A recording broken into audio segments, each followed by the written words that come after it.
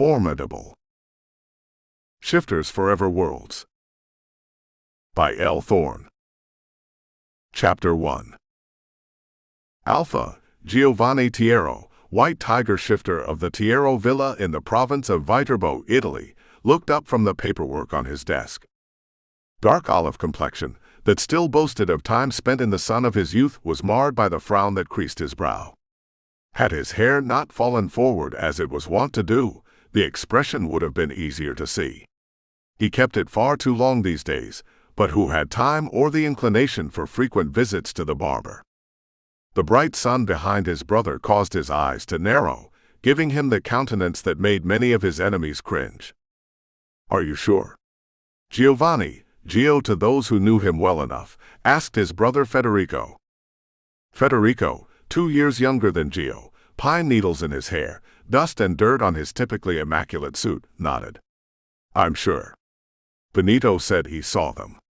Benito was one of many security team members Tiero kept at hand.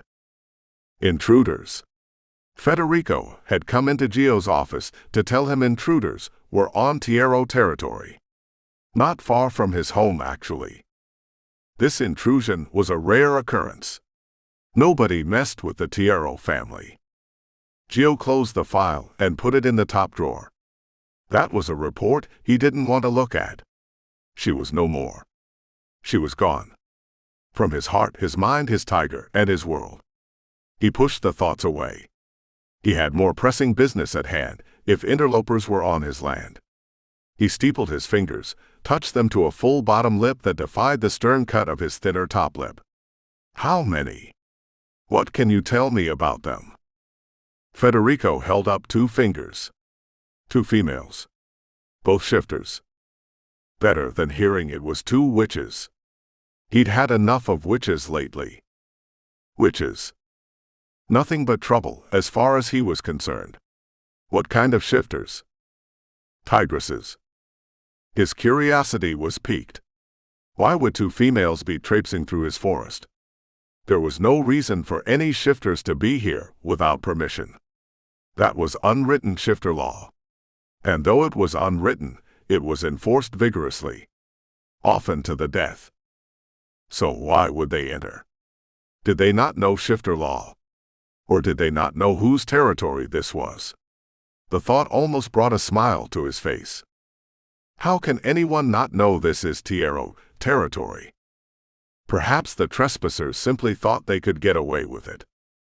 Or maybe they were a reconnaissance team for another group hoping to uproot the Tieros. Or could they be sent to distract us? Yeah, this definitely needs my attention now. More than anything else.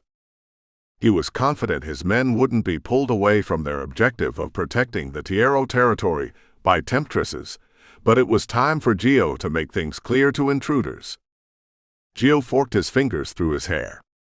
"Maybe we should check it out. The children aren't outside, are they?" "Tito's got them. 6 of our best guys are with him. They're in the safe room. He said he'd meet us outside the north wing." Tito was Gio and Federico's middle brother. The safe room was a steel-reinforced room with a hidden door. Good. It wasn't unheard of for those seeking to take over a territory to kidnap children and use them as leverage. Or worse, kill them. A chill ripped through Gio. He'd die before he let the children come to harm. "Get the tranks," he told Federico. Tranks.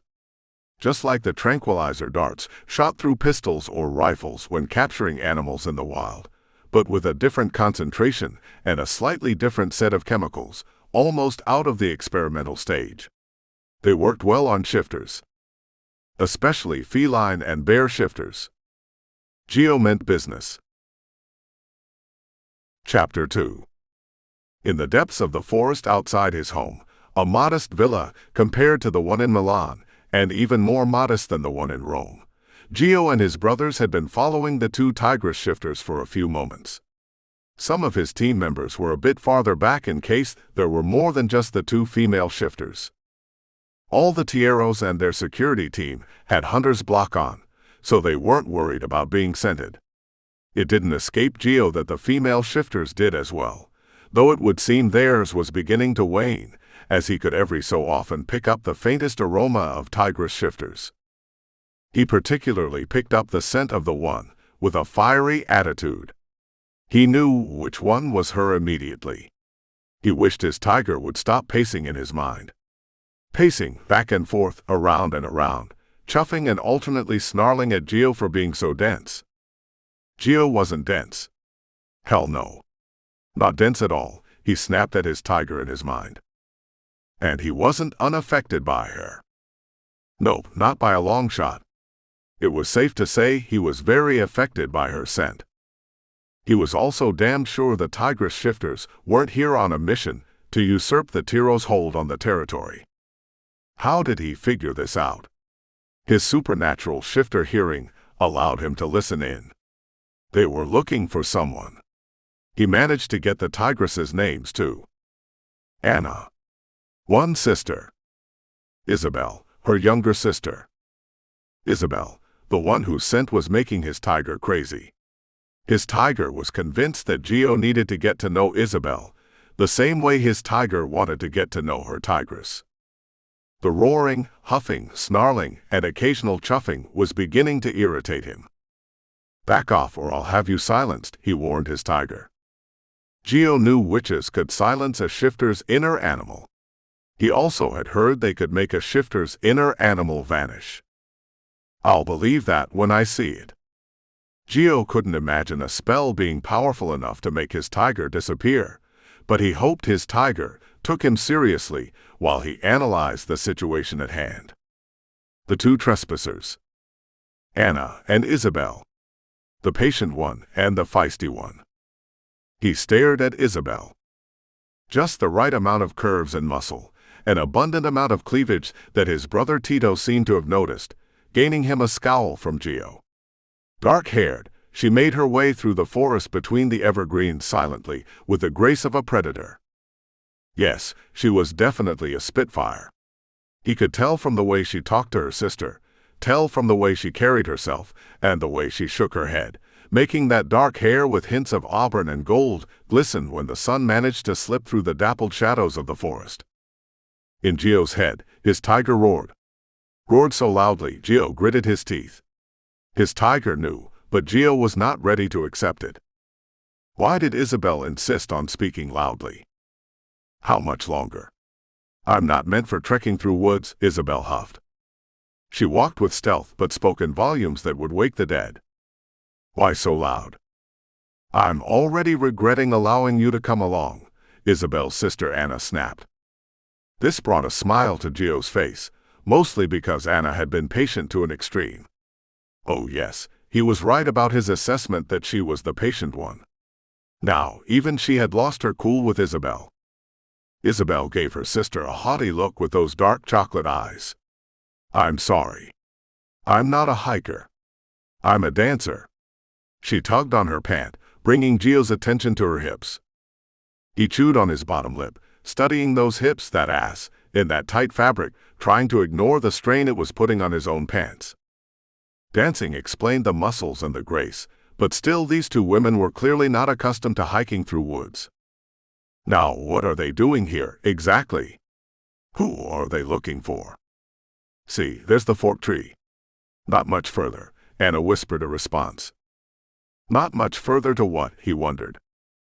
Anna continued, but I wish you'd lower your voice and quit stomping so loudly. She's bound to hear us and cast a spell. Maybe even turn us into trees. She who? Suspicion began to build in Gio. An uncomfortable suspicion, based on elimination, rather than any type of a psychic nature. Isabel stomped a foot, crushing pine needles beneath boots that had too much heel and not enough padding for hiking. Gio winced, wondering if she had blisters from trouncing about in the woods in those boots. Oh, and you'd rather sneak up on her and really piss her off. I'd sooner announce our arrival with foot stomping so she knows our intent isn't to sneak up on her, Isabel hissed back. This told Gio exactly whom they were looking for. Esmeralda. He ground his teeth in frustration. The witch that lived in his forest. The witch that trespassed on his territory. Why were they looking for Esmeralda? Little did these two sisters know they would not find the witch they were seeking. He didn't smirk, though the thought did bring him amusement. Your recommendation on how we handle them? Federico asked him, his voice low.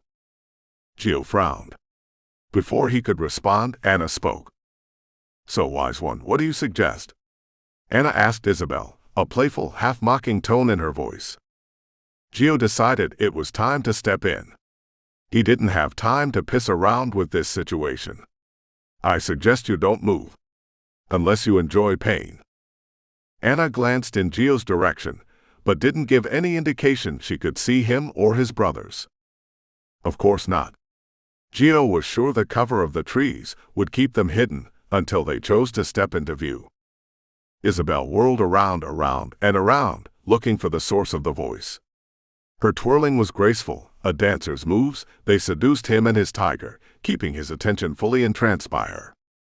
Gio enjoyed the expressive reactions he could see on her face. She wouldn't make a good poker player, he noted. Then he heard it. He heard the creaking before he saw what it heralded, but he knew that sound all too well.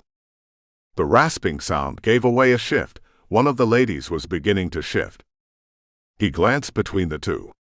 In a split second, he knew who. Isabel was morphing into her tigress. He better put a stop to this before something bad came of it. Her shifting, his security sensing a threat to him or his brothers, this did not bode well. Gio issued a warning to Anna. Tell her not to shift. We don't want to hurt her, but we will if she decides to turn into a tigress. Anna put her hand on Isabel's arm. Don't, sister. Not yet. Not until we know. The audacity of this one. The arrogance that Anna thought she was in control enough to decide that if they did shift, they'd have any sort of power on his land. There's nothing for you to know. Nothing at all. Except you're trespassing. Gio stepped out of the forest, his brothers next to him. Tito on one side, Federico on the other. The two sisters were frozen in place. He locked eyes with the feisty one. And she kept her eyes trained on him. Chapter 3.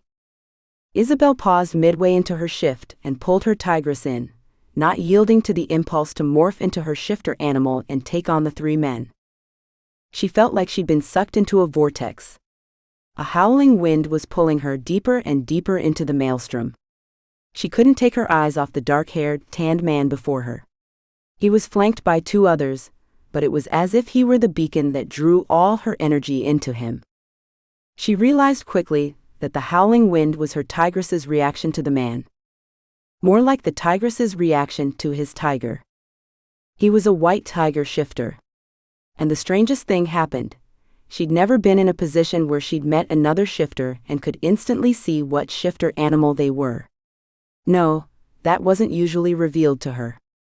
Not with the relationship she had with her shifter animal. Many times, her tigress wasn't the most forthcoming with Isabel. But in this case, with this shifter, it was as if his tiger was larger than life and present. As in, she could really see his tiger's image right there with this giant of a man. Massive. White with vivid black stripes, it tilted its mighty head and stared at her. Then the strangest thing occurred. Next to his tiger appeared another one. A tigress so faded, it was almost as though it were a mirage. Isabel closed her eyes, squeezing them tightly. She forced them open again. The tigers were still there. The faded tigress snarled at Isabel. Or was she snarling at Isabel's tigress? Isabel almost took a step back. In Isabel's mind, her own tigress released a challenging roar. What the hell is going on here? She glanced at Anna, wondering if Anna could see the two white tigers.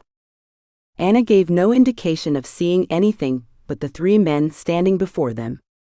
We can take them, Anna whispered to Isabel. If we shift quickly enough. Oh, now she wants to take them? Now that I've pulled my tigress in. Isabel didn't take her eyes off the man or the tigers. The man in the center took a few steps in their direction. Neither his tiger nor the fated female stepped forward with him. Isabel bristled at the fated female, still wanting to take her on, still feeling adversarial, but not even sure why. Where was this swirl of emotions coming from? Staring at the man, Isabel whispered back, "I don't think so." He took a few more steps closer. "She's right, Anna. Listen to your sister." The tigers had kept up with him. The male was definitely his shifter animal, but who the hell or what the hell was that other one, the female that seemed farther away? "How do you know my name?" Anna asked, then under her breath she whispered to Isabel, "Why not? Why not?" Isabel couldn't move. She couldn't answer Anna's question. The vortex was pulling her deeper and deeper. She was frozen in place, except that her mind was a whirl of activity. The man had a depth and a sadness to him that was almost tangible. She'd never felt this type of a connection before. And those two tigers. She wanted to shake herself the way a dog shook off water after a bath, but she knew that wouldn't clear the sensations and images in her mind. Chapter 4. Gio bit back the smile, as if he couldn't hear Anna's question. She should know better. "Shifters," Isabel hissed, but there was something in her eyes. Her dark eyes flared a silver white, as if showcasing her tigress. "Correct." He nodded in agreement. His own tiger was at full attention but silent, fully concentrating. "In case you ladies are having second thoughts," he pointed toward Tito holding the trank pistol, "we have tranks. Though they are still experimental, I have it on good authority, from personal experience, that they are extremely effective." God. Did he ever? Federico accidentally shot him with one when the first shipment came in. Not fun. He resisted the urge to rub the lower half of his left buttock. Indeed, his brother shot him in the ass. "Who are you?" Anna was showing some spunk. Maybe she was more like Isabel than he'd originally given her credit for. "We have business in this area. Who are you to say we are trespassing?" So much for Anna being the meek, patient one. Isabel had still not taken her eyes from him. Her gaze was intense and burned through. And still his tiger was silent. "Who are you?" Isabel echoed her sister's question. "You are in the middle of Tiero territory," Federico said. "How do you know we don't have permission to be here?" Isabel scoffed. Gio admired her ballsy attitude. He fought to keep a smile from appearing. This was not the time to be friendly or play the host. "Because I'm the one who grants permission." He nodded for emphasis. "I'm Giovanni Tiero. And you, it seems, are my guests for the evening." He waved toward his brothers. "Tito and Federico, my brothers." "What kind of manners are those?" Pointing a weapon at a lady, Anna asked. Gio laughed. He laughed hard. Finally, when he stopped laughing, he asked, "Ladies?" Then he glanced about, as if looking for a lady, knowing this was bound to piss them off. "Your sister here, beautiful as she may be," he gave Isabel a terse smile, "was preparing to shift and attempt to rip us to shreds. Unsuccessfully, I might add, because, well, shifters." He pointed to his chest and then his brothers. Clearly, his compliment about her being beautiful did not affect Isabel enough to keep her from emitting a low growl. He smiled at that. "I like her," he told Federico and Tito. Her feistiness brought a measure of light to his darkness. He'd been living in a dark, dark world for far too long. Gio didn't have long to dwell on how much he liked the dark-haired, curvy woman, because her sister began to speak. Anna pulled up to her full height. "I have business. So hurry up and give us the courtesy of your permission." Gio looked at her as if she'd gone crazy. "You have business here? What sort of business could you have on my land that I'm not aware of?" Anna did not answer. Isabel laughed, looked him in the eye, and laughed. "So, Signor Giovanni Tiero, our business is our own."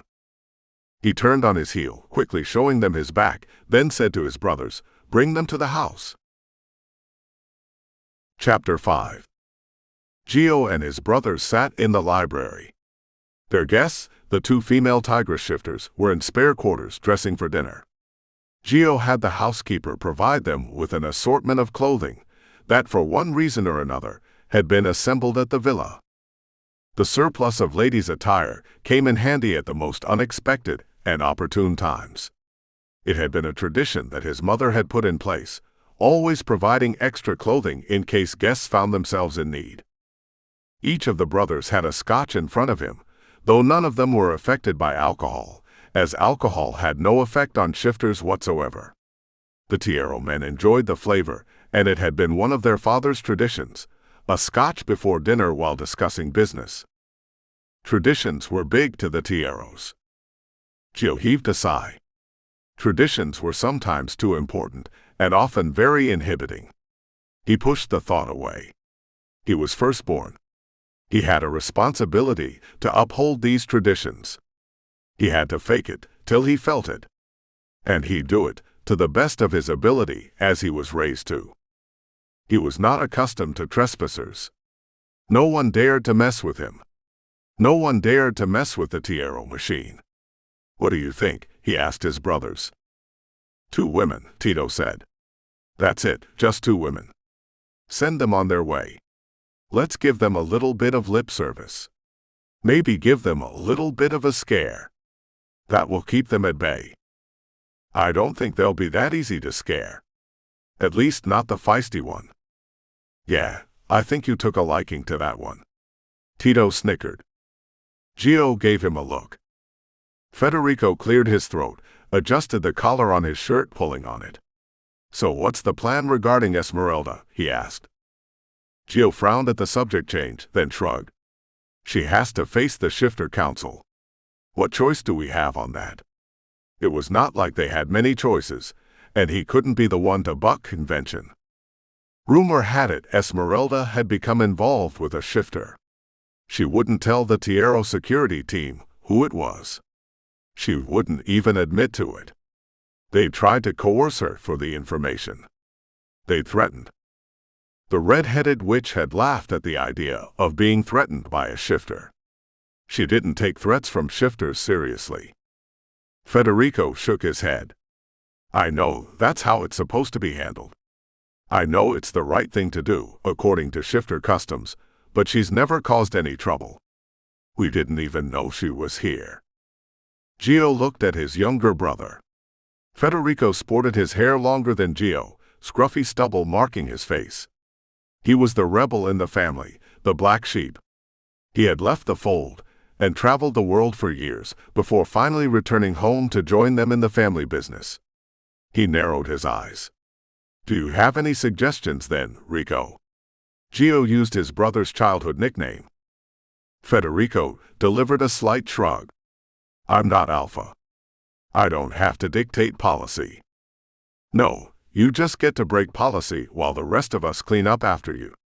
You get to gallivant around the globe, traipsing into different adventures while someone else stays behind to make sure traditions are upheld and businesses are being run. While we battle others to keep our territory and protect our ways." Bitter much. Gio subconscious recognized his resentment with Federico's lack of adherence to rules. "Yes, I guess I am bitter." He twirled the glass, swirling the rich amber liquid inside, watching it refract the light and distort images on the other side of the tumbler. Tito rose to his feet. "It's not our business what the council decides to do with her. All we need to do is our duty. And our duty is to take her to them, to turn her over." "Hear, hear." Gio couldn't argue with Tito's logic. A knock sounded on the door. "Enter." Gio sat up straight, wondering if they'd come to tell them the dinner was ready. "Signor." It was the nanny. "Vittorio is missing." "Vittorio?" "His son." Gio rocketed to his feet. "Where is Vax?" Tito asked the nanny. "I don't care for that nickname." Gio frowned at Tito. "Vittorio was in the playroom while I was helping Vela in the bath." She wrung her hands. "It's not like I could have left Vela." Tears sprang to her eyes. She was the third nanny in 3 months. Could he not find a decent nanny to stay long enough to take care of the little ones? Gio wasn't worried that his son would be lost. He was more worried that he would find some of their guests. The 2 tigress shifters. Or worse. The witch. That caused him worry. Little Vittorio, for all his bravery, would be used as a pawn to dictate Tiero policy if he was taken captive by the wrong person. Chapter 6. Isabel paced the room. The shifters had put her and Anna in a guest room and told them to dress for dinner. Dinner, my ass. She was so tempted to break out. All she had to do was open the window, shift and leap from the second floor to ground level and run into the night. She and her tigress both lost in the darkness, hidden by the shadows while they sought the witch. Yes, she was tempted, but she wouldn't indulge in that temptation. Isabel had quelled her rebellious stirrings. She suppressed them with the assurance that rebelling would create more hassles for her sister. That she shouldn't leave the villa, as it might thwart Anna's efforts. Lies. Lies that Isabel told herself as to why she wasn't leaving. That was not why. Not the only reason anyway. Sure, she could tell herself that all day and night long, but she knew better. It wasn't that she wouldn't leave. She couldn't. Even if she wanted to, there was something unanswered here. Something that drew her in, wrapping its clutches around her, growing like an ivy, persistent tendrils that sought to seize and keep her here. No, she couldn't go. Not yet. She glanced at the bed. The housekeeper had brought an array of dresses, and Isabel had indicated she lay them on the bed. She'd wanted to throw them at Giovanni Tiero, personally, for assuming they'd comply and stay for dinner. Of course we will. He held the key to Anna's quest, access to searching for the witch.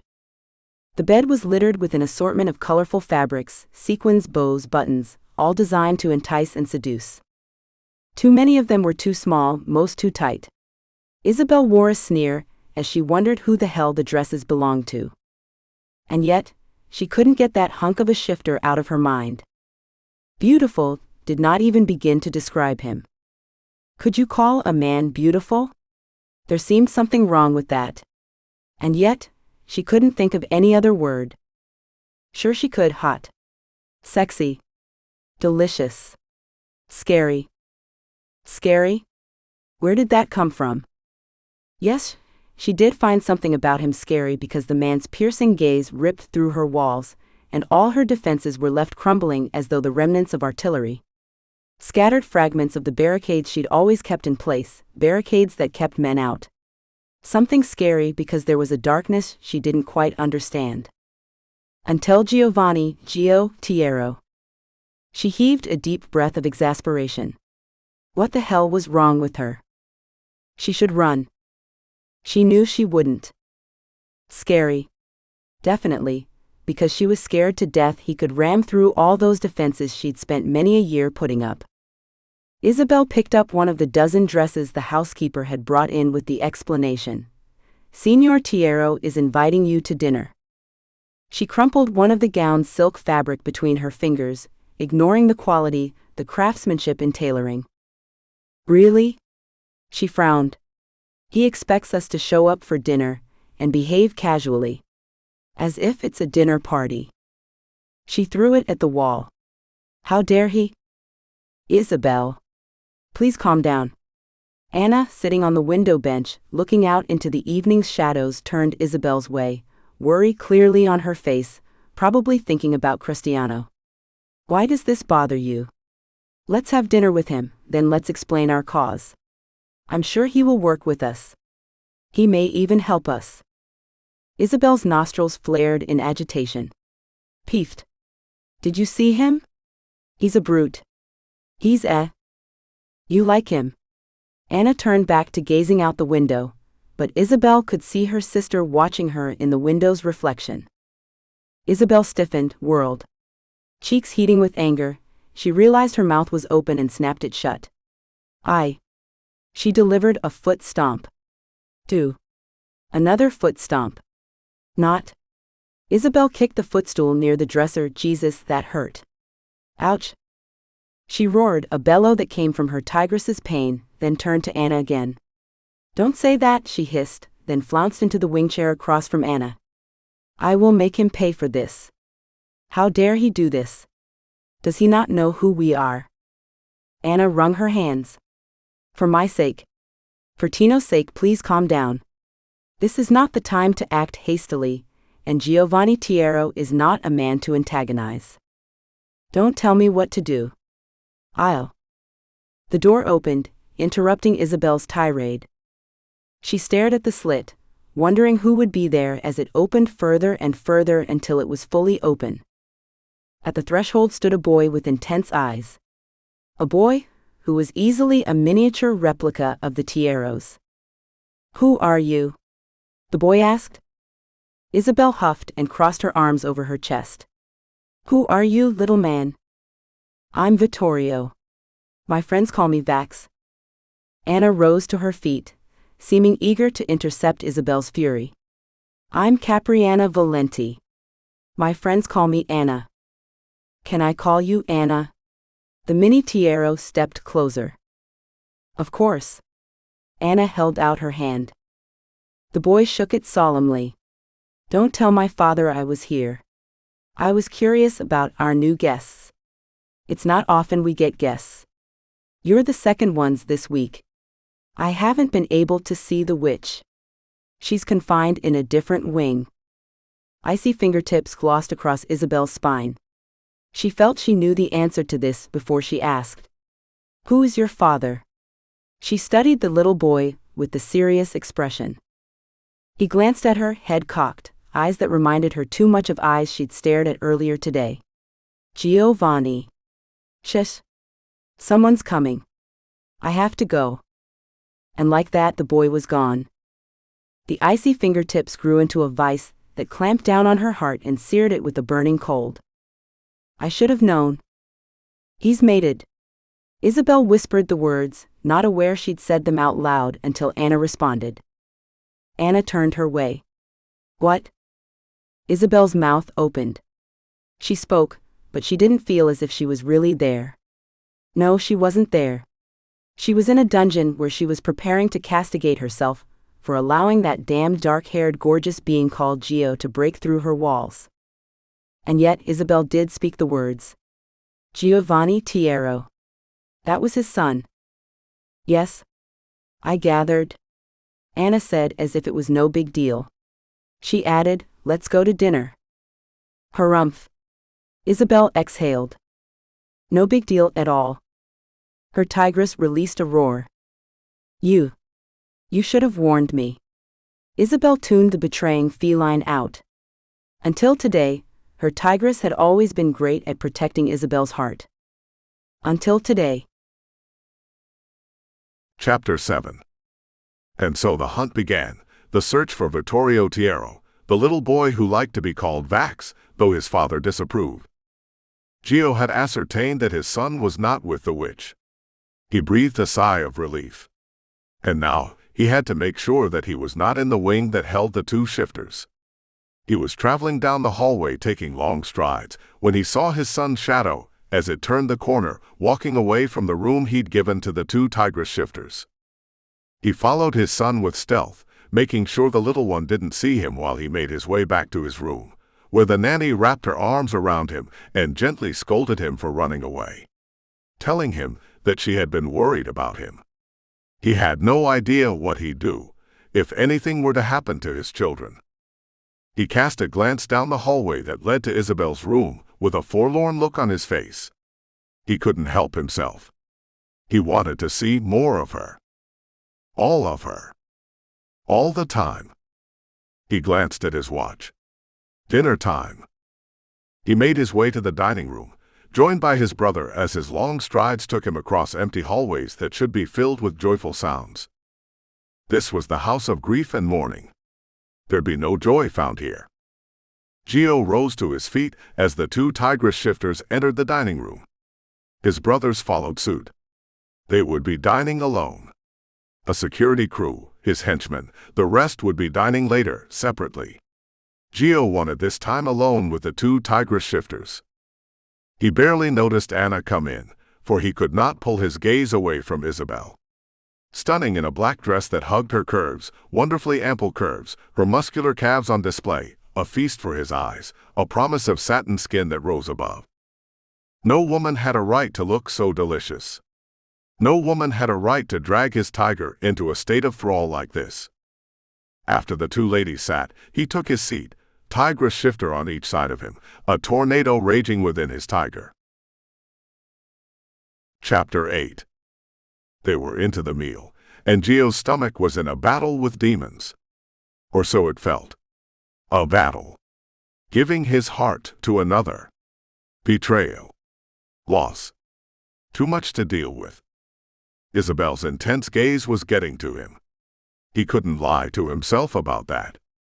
He tried to put on a front, eating with as much gusto as he could manufacture, but there was something about her inquisitive gaze, her engaging eyes, and those succulent lips. There was something about her tigress, a fierce creature that wasn't willing to yield to Isabel, as far as his tiger could tell. Why did her tigress have a divide with Isabel? He surveyed Isabel's expression, trying to determine what it was that created the divide he sensed with her tigress. "Where's your crew?" Isabel wore a smirk. "Surely, you don't feel safe with only the three of you here." She baited him, wearing an innocent expression that he knew was a farce. Gio didn't look at her. He was making a point not to. Instead, he turned to Anna. "What was your purpose?" She took a deep breath. "First, I apologize for interloping on your territory without your permission." Across from her sister, Isabel let out a grunt and a laugh.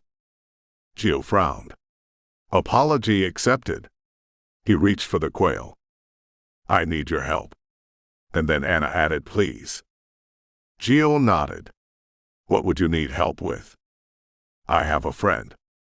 Isabel's giggle interrupted her. "Stop," Anna snapped. "Sorry," Isabel mumbled. Isabel didn't look sorry. Was she being contrary on his account? Anna continued to speak. "My friend is in. I have a friend in trouble. And he can't be freed without the help of a witch that I've heard is in this area." "Esmeralda?" Tito asked. Anna glanced at Tito. "How did you know?" Gio gave Tito a look. They were here to get information, not give it. He kept his voice level. "She's the only witch in this area, and she's unavailable." "What? What do you mean? What does that mean?" Anna chewed on her bottom lip. "She's being held." Gio gave Tito and Federico a guarded expression of warning. "Where?" Isabel asked. "Here." Federico supplied the answer. "Well, I'll be damned. Both my brothers are giving these two all the information they want." "We need her," Anna said. "I can't let her go." Gio wasn't in the mood to debate this. Not with these two. Actually, not with anyone. "Can't we discuss it?" Anna's tone was pleading. "Discuss." He made a point to look at Isabel. "If your sister can contain herself. You know." He paused for emphasis. "If she can behave civilly. Be a lady." In reward to his baiting statements, Isabel rose to her feet. "Contain myself." You. "Sit," Gio demanded. She glared at him. "You can't make me." He clenched his jaw. "You need a spanking." Such a petulant child. Why did his pants suddenly get tighter at the thought of spanking that curvy ass? "Oh." She raised a brow. "Is that how you treat your wife? The mother of your child?"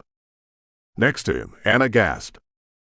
Gio fought to gain his composure, to fight the image of Vanessa from returning to the forefront of his mind. He kept his eyes glued to his plate, though he felt his brothers' gazes on him. Could they tell he was affected? Could these two new strangers tell how much that bothered him? The rustling of clothing alerted him that someone had risen from their seat. Out of the corner of his eye, he could see it was Tito. "Please sit. My brother has lost his mate." "Sit." Tito's voice was firm. I'm God. I'm so sorry. Isabel's voice was small. We apologize, Anna said. Please. Gio held up a hand. I'd rather discuss the business at hand. Of course, of course. Anna paused. About my friend, you see, we need this witch to set him free. He's in prison in a wall. He's a shifter. Won't you help a shifter? One of our own kind. What is this shifter's name? Cristiano Ricoletti. Never heard of him. Is he related to Marco? Anna gave him a nod. His son. Marco never mentioned a son to me. Gio glanced at his brothers. Do you know of this? They shook their heads. Anna explained, his lion was suppressed. By the same witch we seek. Esmeralda. His mother didn't want him to know he was a shifter. Gio rubbed his jaw. Very odd. So it was possible. Witches could suppress a shifter's inner animal. And not only was it possible, but Esmeralda could do it. Anna nodded. You said you know Marco Ricoletti. You can ask him. Not so easy. He's in mourning in Sicily. Or perhaps he's in hiding. Or both. The Shifter Council has questions for him regarding his choice to take a witch as a mate. This is frowned upon. Federico dropped his fork. It clanged to the tile floor, loud in the room that had gone silent. Tito gave Federico a glance that Gio couldn't interpret. He gave them both a warning glance. What the hell was going on with his brothers? Anna continued, Can you help? Gio glanced at the door to his left. Bring the witch. He barely had time to finish the quail when Esmeralda was brought in the door, green eyes flashing anger. Why do you disturb me? Her tone was scathing. Esmeralda. Gio rose to his feet. He couldn't help himself. He was raised with manners. Sit, please. It seems your services are needed. The witch laughed. A laugh laced with toxic sarcasm. She sat next to Tito. I'm your prisoner, yet you're talking as if I'm your guest. Please. Anna leaned forward. It's very important. It's something you're already familiar with. That's a good way to pique my curiosity. She twirled a lock of hair around her finger nonchalantly. Anna looked to Gio, as if seeking guidance or permission. He wasn't sure which. So he nodded. You've met Ella Carrera. Anna addressed Esmeralda. Esmeralda cocked her head. Perhaps. I know you have. You see, her son told me about the letter she left for him. The line shifter. The witch's smile was mysterious. I did his mother a favor. Yes. Anna seemed to practically jump out of her seat with excitement. And she passed away. Yes, I hear of things, even though I've moved to this godforsaken forest and away from my beloved Rome. And then she did the strangest thing, at least as far as Gio could see. She glared at his brother Federico across the table. And then she added, How is that lion shifter doing? I suspect now he realizes what he is.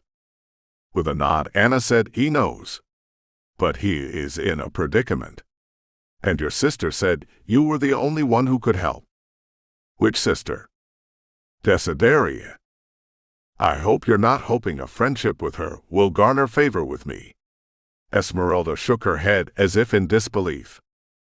No. No. I was hoping since you're the only witch powerful enough. I am. Esmeralda crossed her arms over her chest. Gio was certain this was true. He'd heard Esmeralda was one of the most powerful in Italy. Yes, since you are, we were hoping you could overturn Iniga's spell. Iniga isn't around anymore. There was definitely disgust in the witch's tone. Yes, that's what I heard. Anna drummed her fingers on the tabletop softly. Lucky for you, because if she knew you wanted one of her spells countered, you'd find yourself in an unpleasant predicament. Will you help? I have to go where he is. I can't do that from here. Over my dead body.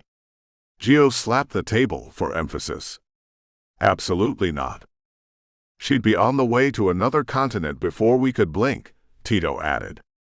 Federico was silent and stone-faced. Anna was persistent.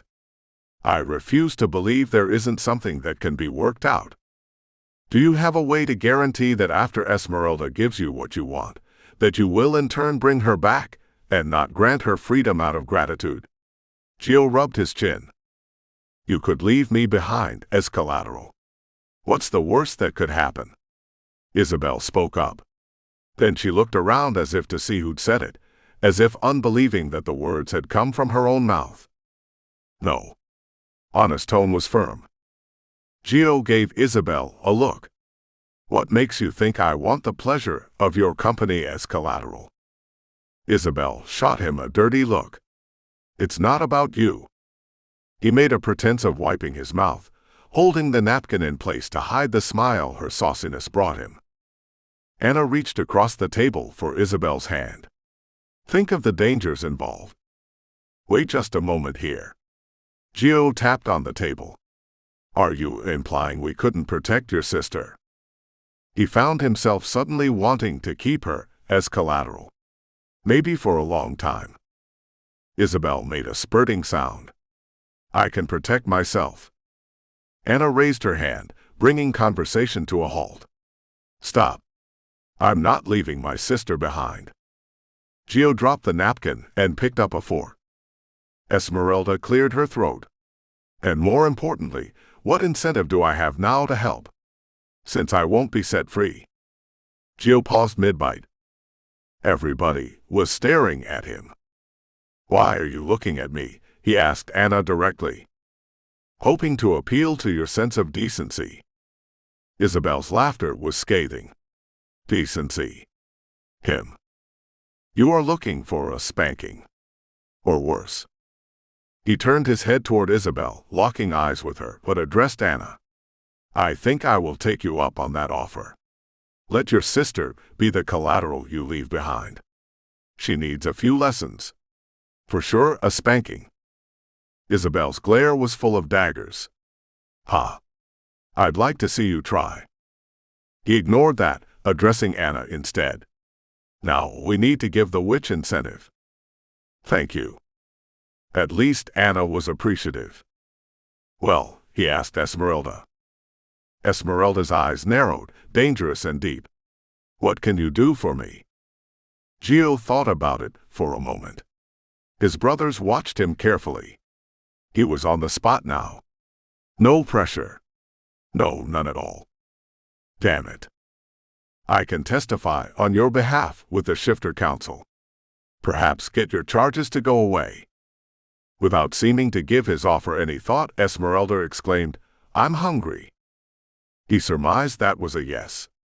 A plate for the WI, Gio caught himself, for Esmeralda. Chapter 9. The next morning, the sun cast speckled shadows on the pebbled surface of the Tiero driveway. Isabel was in the same attire she'd worn the day before, except they'd been freshly laundered while she slept. She and Anna had found their clothing hanging just outside their door on a cart, not unlike the ones she'd used at hotels. Breakfast had been brought to them in the room, including hot coffee. Her stomach full, Isabel was braced for her time at the Tiero villa. After giving Anna a hard hug and securing promises of, I'll be back shortly, probably tomorrow as soon as we set Tino free, Isabel stepped back and watched as several of his security men, including his brother Federico and Anna, prepared to drive away. Federico said something to Giovanni in a low voice, but Isabel had no clue what it was, as his tone was so low even her shifter hearing couldn't pick it up. Isabel stepped away from the vehicle's exhaust and glanced at his aquiline profile. For Pete's sake, he could pass for a flesh-and-blood Roman god. What was that about? Something you needn't concern yourself with. His tone was curt. So that's how it is? Isabel envisioned hours, days even, of misery and smart-ass quips from him while Anna went about saving Tino. Forget that. She'd find other ways to entertain herself. Right now, she needed a heart-to-heart with her tigress. She had to figure out why the tigress had put so much pressure on her last night to stay. And why her tigress had made her offer herself as collateral. Isabel hadn't planned to be collateral, but suddenly, as if she'd lost complete control of her senses and her mouth, she was offering. "You have a lot of explaining to do," she warned her tigress. "Lots of it." She was so lost in her thought, she didn't realize they'd been joined on the driveway until a small hand took hold of hers and said, "Will you be our new nanny?" Isabel glanced down at the little man with the serious face. He was too much like his father, and he melted her heart. The boy's sister stepped forward, a beautiful little miniature, but not exactly of her father. Perhaps those were her mother's looks. The little girl let out a little smile. "Our nanny just told us she's leaving. She's going back to Rome. She's mad at our father." She delivered Isabel a small curtsy. "I'm Vela." "Nice to meet you, Vela." "I'm Isabel." Isabel glanced at Gio over the children's heads. Gio ushered the children toward the front door. "She shouldn't have told you that. I'll have someone here to take care of you two before the end of the week. Until then, there are plenty of us to keep you busy and entertained." As if summoned, Tito stepped out of the front door. "I'll play with you for a while." Vela looked from Tito to Isabel. "I'd rather play with Isabel." Tito clutched his chest as if mortally wounded. "I'm hurt." He gave Isabel a sly wink. "And what about you, Vax?" Gio made a small throat-clearing sound, then said, "Ahem." "Sorry?" Tito didn't look too sorry, though. "I mean to say, Vittorio." "Uncle Tito, I'd like to play with Isabel too. We get to see you whenever." "Et tu, brute?" Betrayed by babes. Gio smiled at his brother. "But I don't want our guest bothered." He glanced at Isabel. Isabel noted that his smile disappeared as he turned her way. "I can't imagine anything more fun to do while I'm here as your guest." Isabel made sure Gio grasped the double entendre she was delivering. He nodded. It was clear he got it. She didn't want to be around him, since things that were said were not her concern, according to Gio. "Yay." Vela seized her hand, yanking swiftly. "Let's go to our playroom. We can have breakfast, lunch, and dinner in there if we want. The cook brings up the food." She turned to glance at Isabel. "Coming?" "You bet." "Snacks too," Vax added. "Anything we want. I'd like some hot tea with sweet cream, maybe toast with a little butter on it." "Tea with cream? What?" Vela's words were a screech. "Who does that?" "That's how they did it, at the boarding school I attended in England." "Oh. I want to go to school there." Vax turned to Gio. "Can I?" "Boarding school. Away from home." Gio frowned. "Away from the protection of the family?" Vax nodded eagerly, his head bobbing. "We'll see, son. We'll see." He turned to Isabel. "I'll have them send the hot tea and toast to the playroom. Stay inside, Vittorio. You too, Vela." Isabel caught a slight frown crossing Vax's face, but it vanished instantly. "I want some tea too," Vela spurted, then after a stern look from her father added, "Please." He delivered a nod. Isabel let Vela lead her to the upstairs playroom, feeling Gio's gaze on her with every step she took along the walk and up the stairs. Her cheeks burned at the thought he might be checking her out. Isabel's originally intended idle morning was filled with games of hide-and-seek, board games, card games, all sorts of games. It turned out to be anything but idle, as she introduced the Tiero children to the joys of hot tea, and they introduced her to the pleasures of non-stop playing. Late afternoon rolled around, and Isabel was ready for a nap. Judging from Vax's yawn, he was too. Except, there'd be no napping for either of them. Vela had every intention of holding Isabel to her promise of teaching her a bit of ballet. And so it was. After a quick and early dinner, Vela found tights and a leotard while Isabel took her shoes off, ready to tutor Vela in the fine art of ballet. Isabel was stuck in the outfit she'd worn to hike in the day before, but at least the staff had cleaned it. "If you're going to be here for a while, We need to get you a ballet costume, Vela announced, a cute pixie smile on her face. Isabel smiled at her phraseology. Indeed. I shouldn't be dancing in hiking clothing, should I? After a short session in ballet techniques, Isabel, Vax and Vela sat in a circle on the floor, cross-legged. Why do you have to do ballet? Vax crossed arms over his chest, a frown marring his little face. I don't do that. It's for girls. So, why don't you pick something for us to do now? It will be your turn. Feed the fox, he proclaimed, as if passing a new law or dictating policy. Fox? This was news to Isabel. She'd seen no pets. What fox? Oh, there's a little fox that we've become friends with, Vela whispered as though conspiring. It lives in the woods. And still Vax chastised his sister. Shush. You know we could get into trouble. Trouble? Isabel leaned closer to the children. Why would befriending a forest creature get you into trouble? She glanced from one set of somber eyes to another. Because? Vax sat back, as if satisfied with his answer. Isabel looked toward Vela for more. Vela obliged, climbing into Isabel's lap. Everyone knows that animals can be shifters in disguise, sometimes ones that are up to no good. God, she sounds like her father. Do tell. Isabel didn't want to encourage the suspicious nature that their father had planted in them, but she was curious. Or worse. Vela's voice turned spooky. They could be familiars. As in a witch's familiar. As in. Vax didn't want to be left out. You know, they say that witches are more powerful than shifters. So I hear. Isabel nodded. I don't believe it. Vax set his jaw. Isabel bit back a smile. This one would be an interesting one later in life. He was so much like his father, and yet it seemed in some ways he was the polar opposite. I think it's true, Vax. I think there are times that a witch can best a shifter. Their spells make it so. I've never met a witch. Isabel thought of Desideria, Esmeralda's sister, who was her an honest teacher at their boarding school. Daisy had become a good friend to the two Valenti sisters. Some witches are okay. Isabel kept her voice low. She knew that there'd be no way Giovanni Tiero would be fine with her saying that. She could see his rigidity would interfere with his accepting any other supernaturals. She also knew that many shifters went an entire lifetime without ever encountering a different type of supernatural being.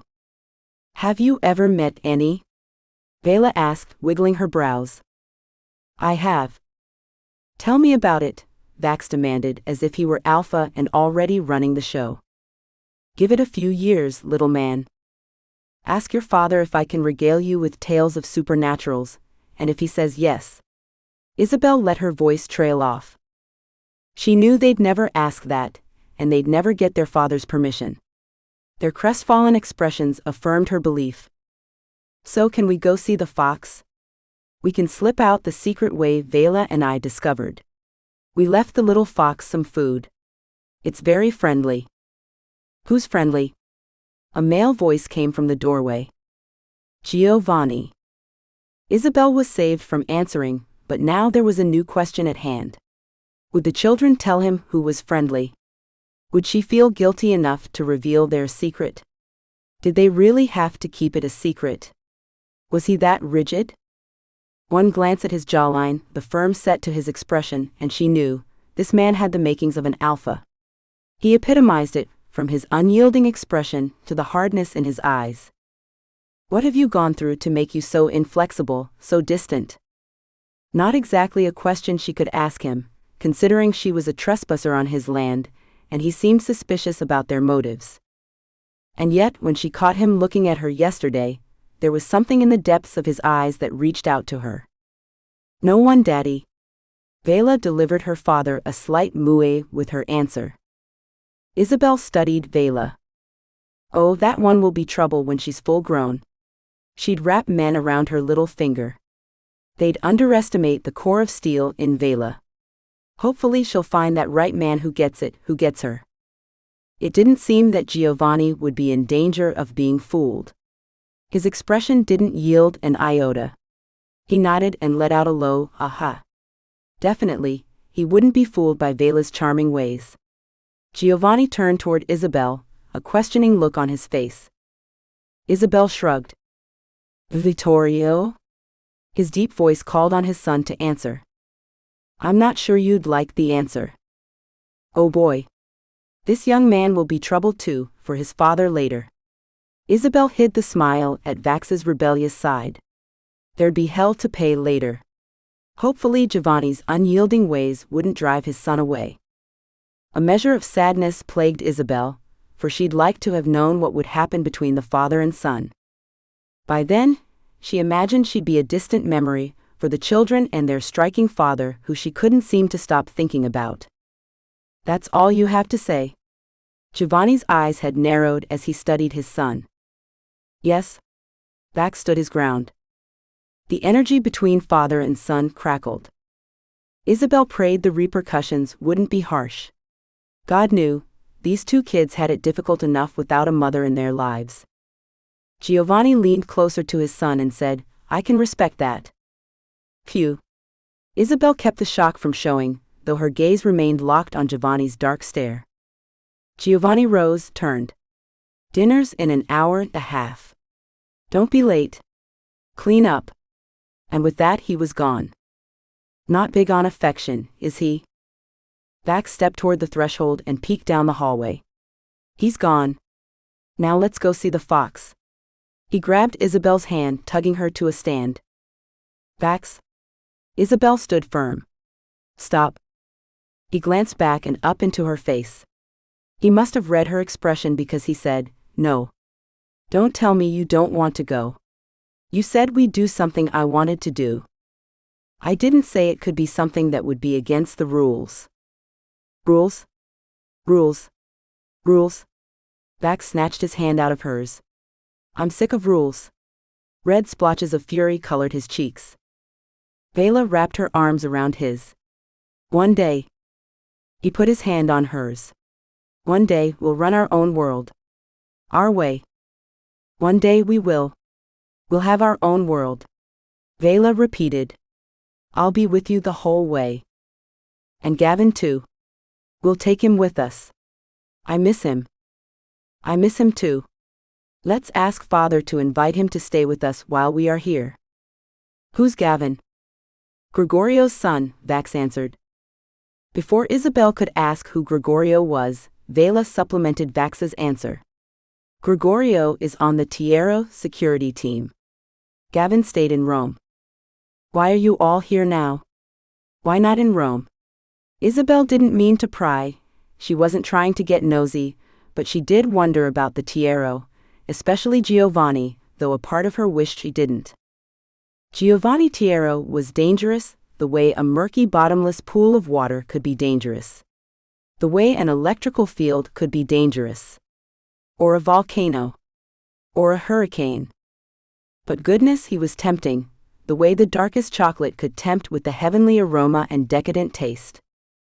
This place is the only place he hadn't brought our mother, Vax whispered. Vela gasped. What? How do you know that? Who said? She asked. And why didn't you tell me? It struck Isabel that these two were far more mature than most counterparts would be. It made her sad to think this had happened because they'd lost their mother at such a young age, and had a very no-nonsense alpha of a father. I heard Father telling Uncle Tito that we'd be safe here and it was the only place Vanessa hadn't been. Vanessa. That's your mother? Both nodded. Maybe Giovanni was avoiding the memories he'd shared with Vanessa in the other places. Perhaps that's why he'd come here. Isabel pinched off the irrational twinge of jealousy. The room's ambience was heavy with emotion. So, what's your second choice for the afternoon's activity? Isabel pushed the subject to a safer one. Vax's brows drew down. He looked just like a miniature Giovanni when he was in deep thought. A board game? Isabel nodded. That's better than getting your father riled up with breaking his rules. Vela nodded in agreement. You pick, Vax. Nah, you go ahead. Vax glanced out the window. Perhaps he was sad he wouldn't get to see the fox. Chapter 10. Evening was coming. Darkness had already begun to weave shadowy fingers among the woods that surrounded the villa. Isabel returned to the guest bedroom to change for dinner, again, with an assortment of the dresses Tiero hospitality provided. She glanced out the window, wondered how Anna was faring. If the witch Esmeralda had freed Tino. She thought of that moment when she'd met Tino. How she'd shifted into her tigress in order to talk to him. She could hear in her sister's and Tino's voices that those two were fated mates. She hoped that it would end well. Bruno was not one to be trifled with. Isabel frowned. Was that movement she'd seen at the edge of the sculptured lawn? With Tigress's supernaturally enhanced sight, she surveyed the area. There it was again. A slight figure, and an even slighter furry one nearby. Vax. And a little red fox. Vax was kneeling in front of the fox with something in his hand. From the fox's reaction, Isabel was certain the something in Vax's hand was food. She studied the interaction between the boy and the fox, trying to determine if there was anything off about the fox, if there was anything at all that would give away the presence of preternatural beings. Nothing. The fox seemed to be just that. A fox. Yeah, and I'm an expert on preternatural beings. Okay, true, she wasn't, but still, the fox seemed wary of the boy. Would it be wary if it were a familiar? Or would it be trying to entice him deeper into the forest, and away from the safety of his father and his father's shifter security team? She watched the interaction, wishing it would end quickly, wishing the boy would hasten into the villa before his father discovered he'd ignored rules and admonitions. Such a hard-headed boy. And yet, she found herself admiring his rebellious spirit and hoping his father wouldn't completely destroy it over the years. Isabel gasped. There in the shadows, the same white tigress that had stood next to Giovanni's tiger when she first met him. The newcomer tigress's gaze was fixed on Vax, a very serious expression on her face. Serious how, though? Isabel couldn't tell if it meant danger or not. It was clear Isabel's tigress wasn't willing to risk Vax's safety to find out. Before she could control herself, Isabel had popped open the double doors that led to the balcony on her second-floor guest bedroom. Her tigress pushed Isabel aside, insisting on a shift, and this was definitely one of those times Isabel had no desire to argue the point. Time was of the essence if young Vax was in danger from the tigress. Isabel welcomed her tigress's morphing, though she knew it would yield an excruciating amount of pain until the transformation was complete.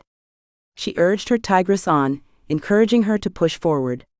In her human form, Isabel's tigress began to unfurl, her sinewy and muscular body pushing its way through the barriers of flesh. Her body sounded the change with the signature creaking and crunching of sinew, tendons, and bones. Here we go. Isabel braced herself, receiving her tigress into the forefront of their existence.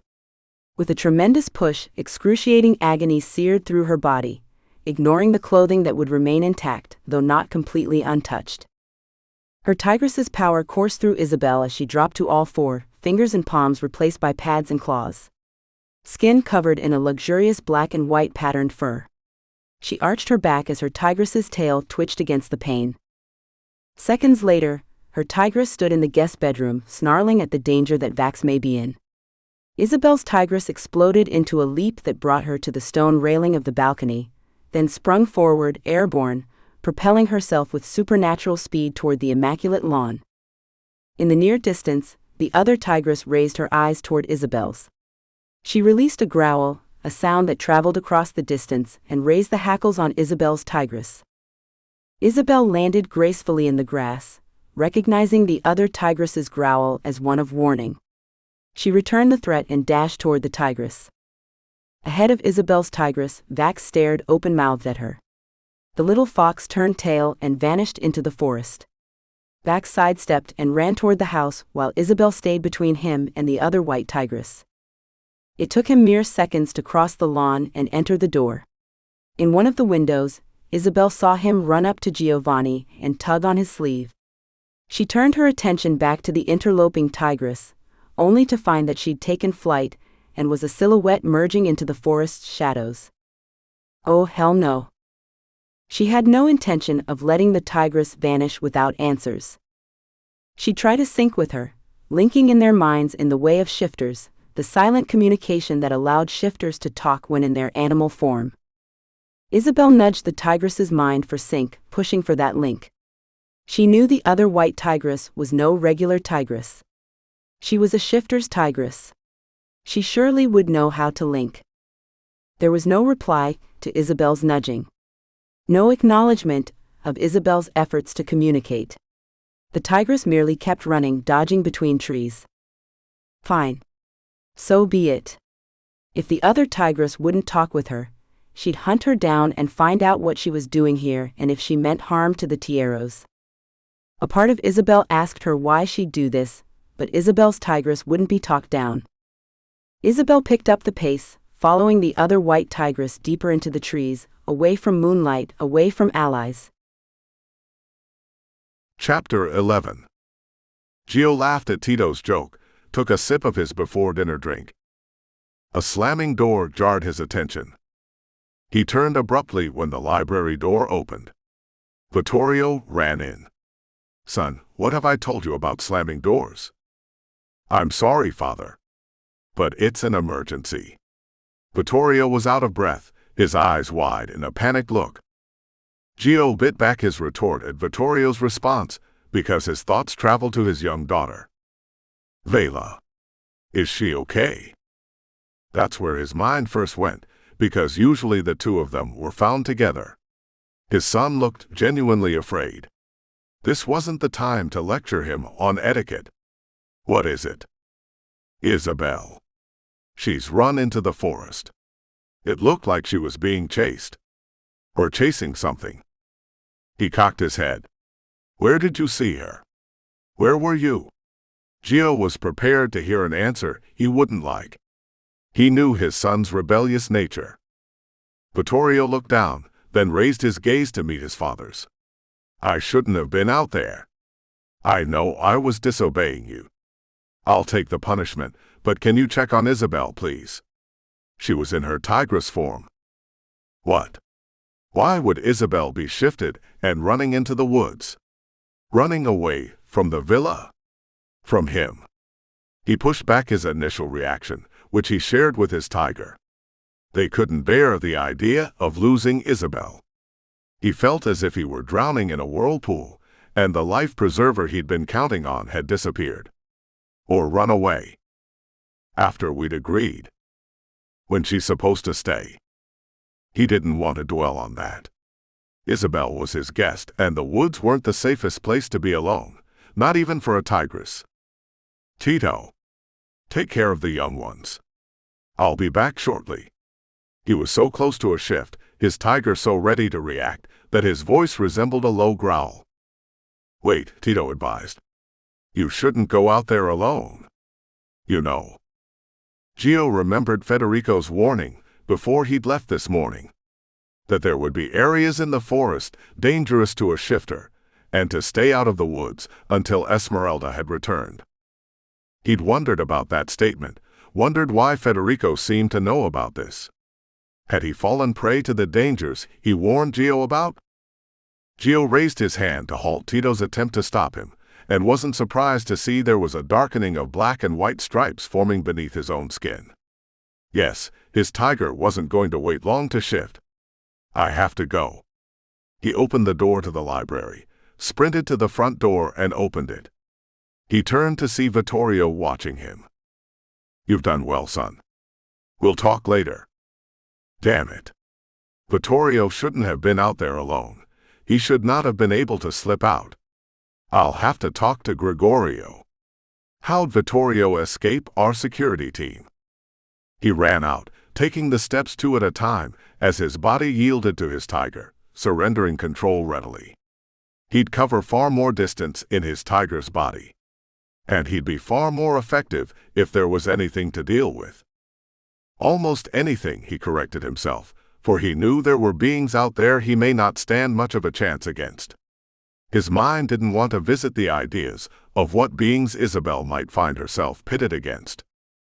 Gio's muscles stretched, his tendons extended, his bones thickened and lengthened. In his full tiger's forms, his chest deep and wide, drawing in air in large gulps as he took long leaps across his lawn, making a beeline as he followed his son's scent.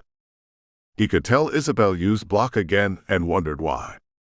He knew he'd only be able to follow the trail as far as Vittorio had gone, but from there he'd have to do some tracking, picking up clues that her hasty venture into the woods had left behind. He arrived at the spot where Vittorio had stood. He picked up the scent of a fox, rendering a solution to the mystery of why Vittorio was out here. I'll have to talk to that boy about the dangers. He'd spent so much time sheltering his children from the horrors of life as a shifter. The perils of witches, vampires, elementals, hybrids, and sometimes even other shifters were not topics he'd shared with his children. He should change that, especially considering what had happened to their mother. Yes, I'll work on that post-haste. As soon as I bring Isabel home. He realized what he'd just thought, a second after he'd thought it. This isn't her home, he corrected himself, though he knew it was the sentiment of his tiger equally, if not more so. Putting the cart before the horse. Yes, he seemed to be doing just that. Or maybe it's my tiger doing that. He pushed his thoughts to matters that were urgent, finding Isabel. He paused to study the ground, found signs of her egress toward the forest and took off. Moments passed. More moments. Maybe 20 minutes later, maybe more, he noticed a change in the environment. The night sounds had slackened. He froze in his tracks in the middle of the path she'd clearly come down. Unsure of her whereabouts, and uncertain of the tension that was almost palpable, Gio's tiger sidestepped off the path. He saw the form as it leaped out of the tree, crashing into him, knocking him off balance. Gio righted himself, fangs bared, claws swiping, seeking purchase in his attacker. It was a white tigress. He recognized Isabel's tigress, though he'd never seen her in that form. He pushed for a link, pushing hard, urgently, before one of them could injure the other one too badly. Her fangs had dug into his shoulder, searingly deep, buried into his muscles. He pushed against her mind, seeking that link, trying to establish that sync. He noticed a change. Her grip on his shoulder eased the slightest bit. Isabel. He called her name in the sync. It's me. Gio. Giovanni. Her grip loosened, she leapt off him, and gracefully flipped her body to face him. You. What are you doing here? Her teeth were still bared, her uncertainty evident in her stance. Better question would be, what are you doing here? I was afraid that Vittorio would be hurt. As if to further prove this, she lifted her head, her nostrils flared as she inhaled, her tigress's chest filling with air.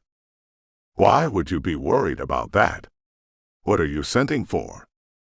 She didn't respond, her eyes dark blue in the darkness, so very different from her human brown eyes. The moon's light created lattice pattern on her striped fur. Her bearing was regal, her posture defensive. What was it she was worried about? I can't stay. I have to find her. Perplexed, Gio's tiger stared at her. Find who? Chapter 12. Isabel froze. Giovanni. She'd sunk her fangs deeply into his body, trying to seek purchase, to deliver a wound that would secure her a victory. That was before she knew it was Giovanni. Before she could taste the flavor of his blood on her tongue. What the hell was he doing out here? He should be home protecting Vax. She'd seen Vax go to his father before she'd given the phantom tigress chase. So why was he here? Find who? He'd asked in their sync. How could she tell him it was a white tigress who'd vanished into the darkness like a ghost, without leaving a sign? He'll think I'm certifiable. No way would she share that with him. She had to deflect his question, to keep that from being at the front of his mind. Are you worried about losing your collateral? That I'll escape and run home, and thereby Esmeralda won't need to return? His dark tiger eyes flickered a silver color in their depths. Was that his tiger's anger flaring up? I'll pretend you didn't ask that. Let's get back to the villa before you find yourself in more trouble than you can possibly imagine. What does that mean? It means you don't know what you're walking into. You think this is like a stroll in the park. Isabel studied his tiger. He was as magnificent in this form as he was in his human form. His muscular neck yielded to a broad chest. The fur, thick and protective, had made it difficult for her to bite into him when she hadn't known it was him. But now she knew. His gaze was direct, his tiger's soul touching her tigress's soul. This thing between their tigers, she couldn't understand it but also couldn't deny it. There was a connection. It was deeper than anything she'd ever considered could exist between a man or a woman, even a shifter and his mate. Let's go back, he repeated, jarring her thoughts to the present. I can't. Why not? She couldn't tell him. Who would believe her anyway? A vanishing tigress, one that left no prints, no scent, no broken blades of grass that signaled her passage through the forest. No shifter could hide their tracks that well, could they? I'll return later. I promise, she told him, wishing he'd leave but at the same time glad he was there. His tiger's voice was a snarl in her mind. That's not good enough. It's dangerous out here. She snarled, I'm not a child. I don't need an escort. I have to take care of something. You'll take care of it while I'm with you. Isabel debated, trying to elude him or distract him, but finally decided that all of that would do nothing but serve to delay her ability to find the phantom tigress. Fine. It'd go faster if you told me what we're doing. I'm looking for someone. I thought I saw them in the shadows. He tilted his head. The moonless shadows of the tree he stood beneath hid his expression. Them? Her. Giovanni stepped forward. Her who? That's all I can say.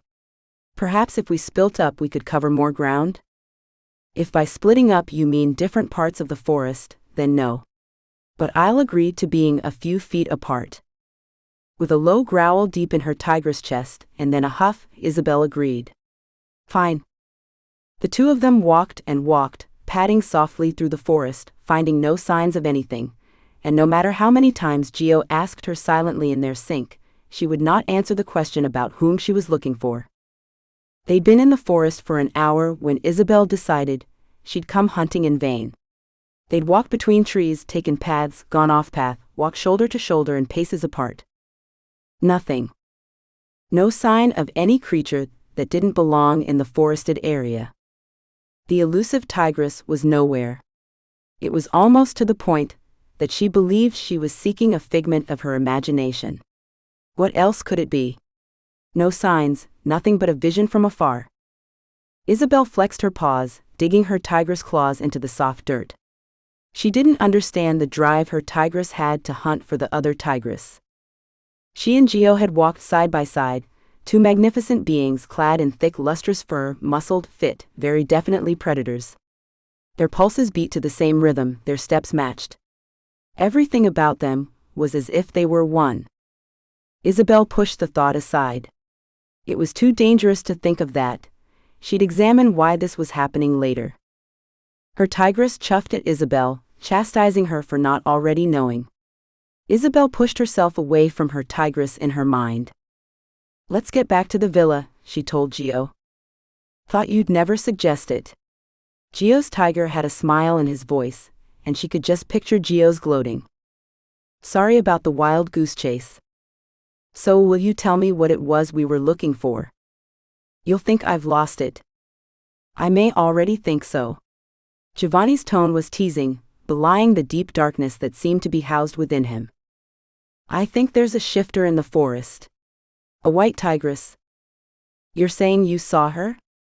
Isabel stopped abruptly, studying his tiger's features, trying to determine how he was asking the question, what he meant. I saw something. Though she'd stopped, Giovanni had kept padding through the pine needles. He turned back to look at her, and for a brief second Isabel thought he was going to say something.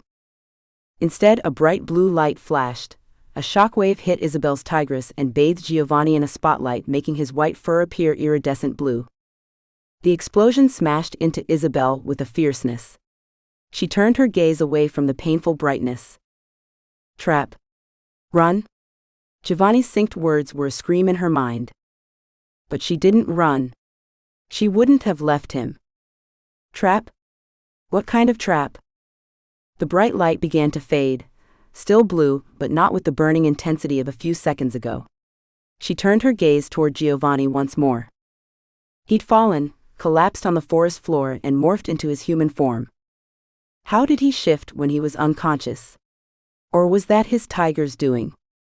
His hand was close to the edge of the blue light, but still well within the perimeter. Even in the blue lighting, she could see that his skin was pale underneath the tan. There was a field of light, shaped like a triangle, surrounding him. She stepped closer until she was almost touching the blue light.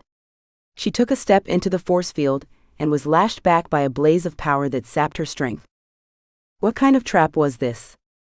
She tried to sync with Giovanni, though she knew she wouldn't be able to, not in his form.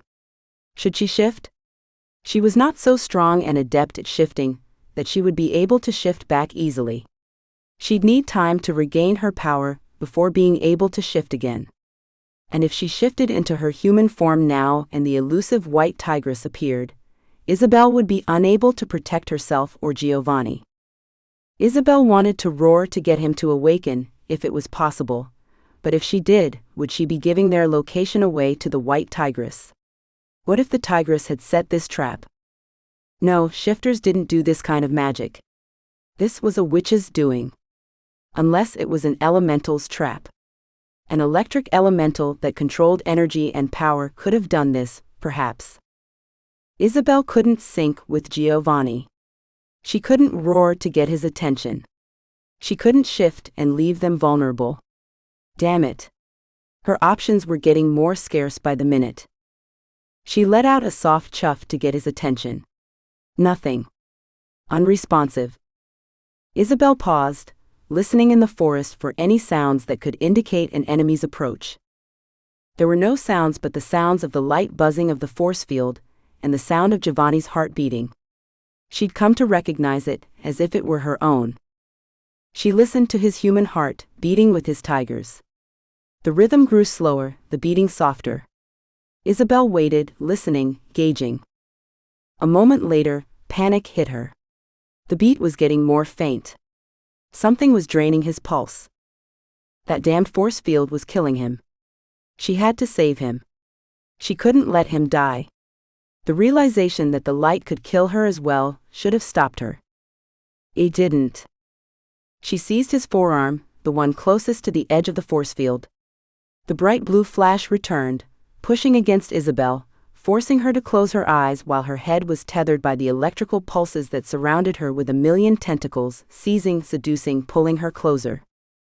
She shook her head defiantly, but wasn't able to shake loose the power that was trying to pull her fully into the field. She dug her claws into the dirt, holding her ground. With her mighty jaws, she grabbed the flesh of Giovanni's arm firmly and yanked, pulling him half out of the boundaries.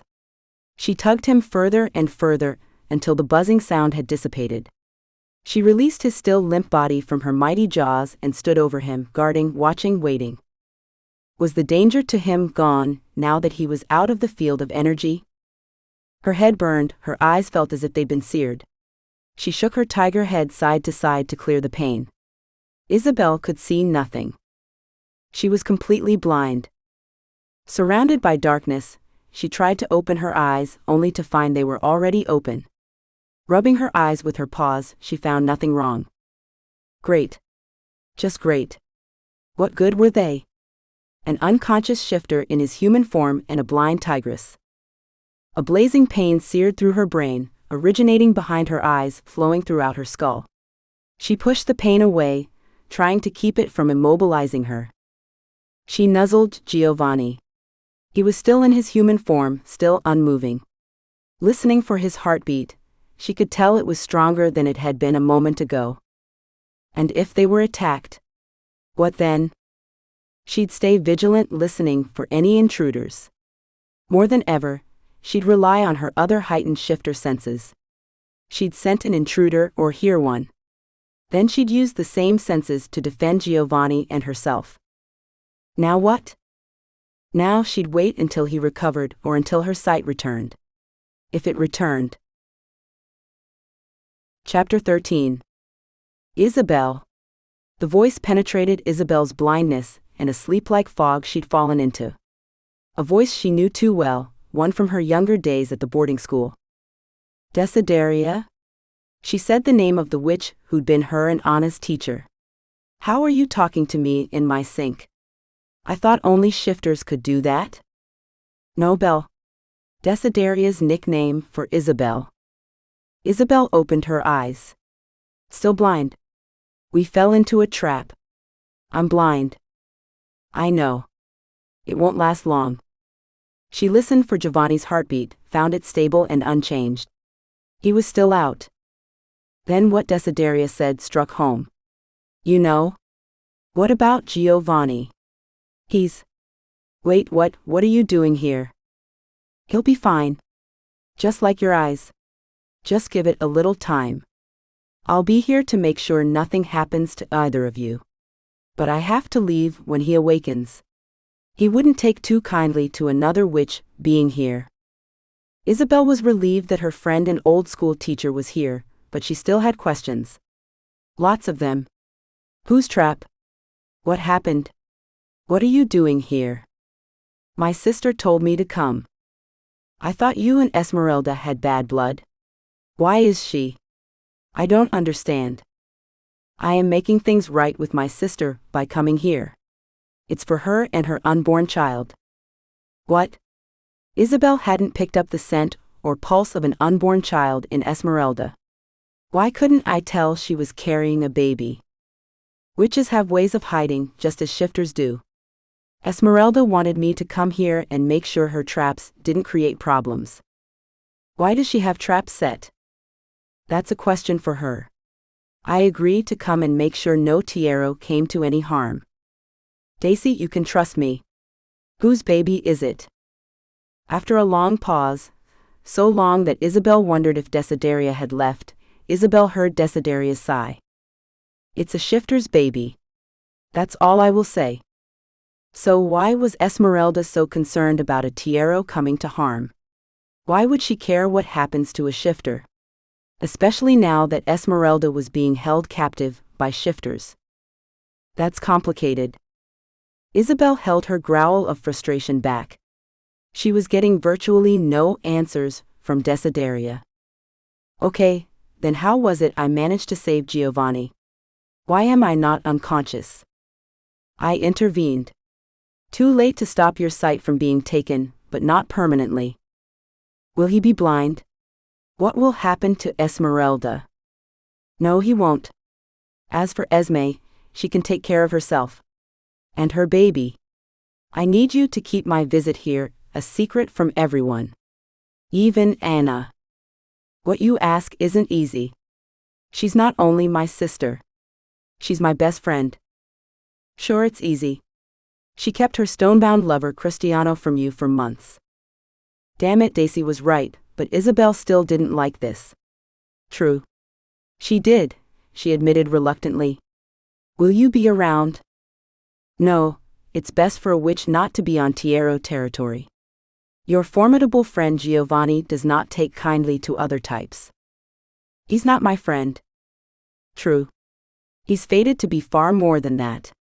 And between your children and his, you'll be witnessing battles within the family and with others. What? Isabel was confused by Desi's words, they almost seemed prophetic.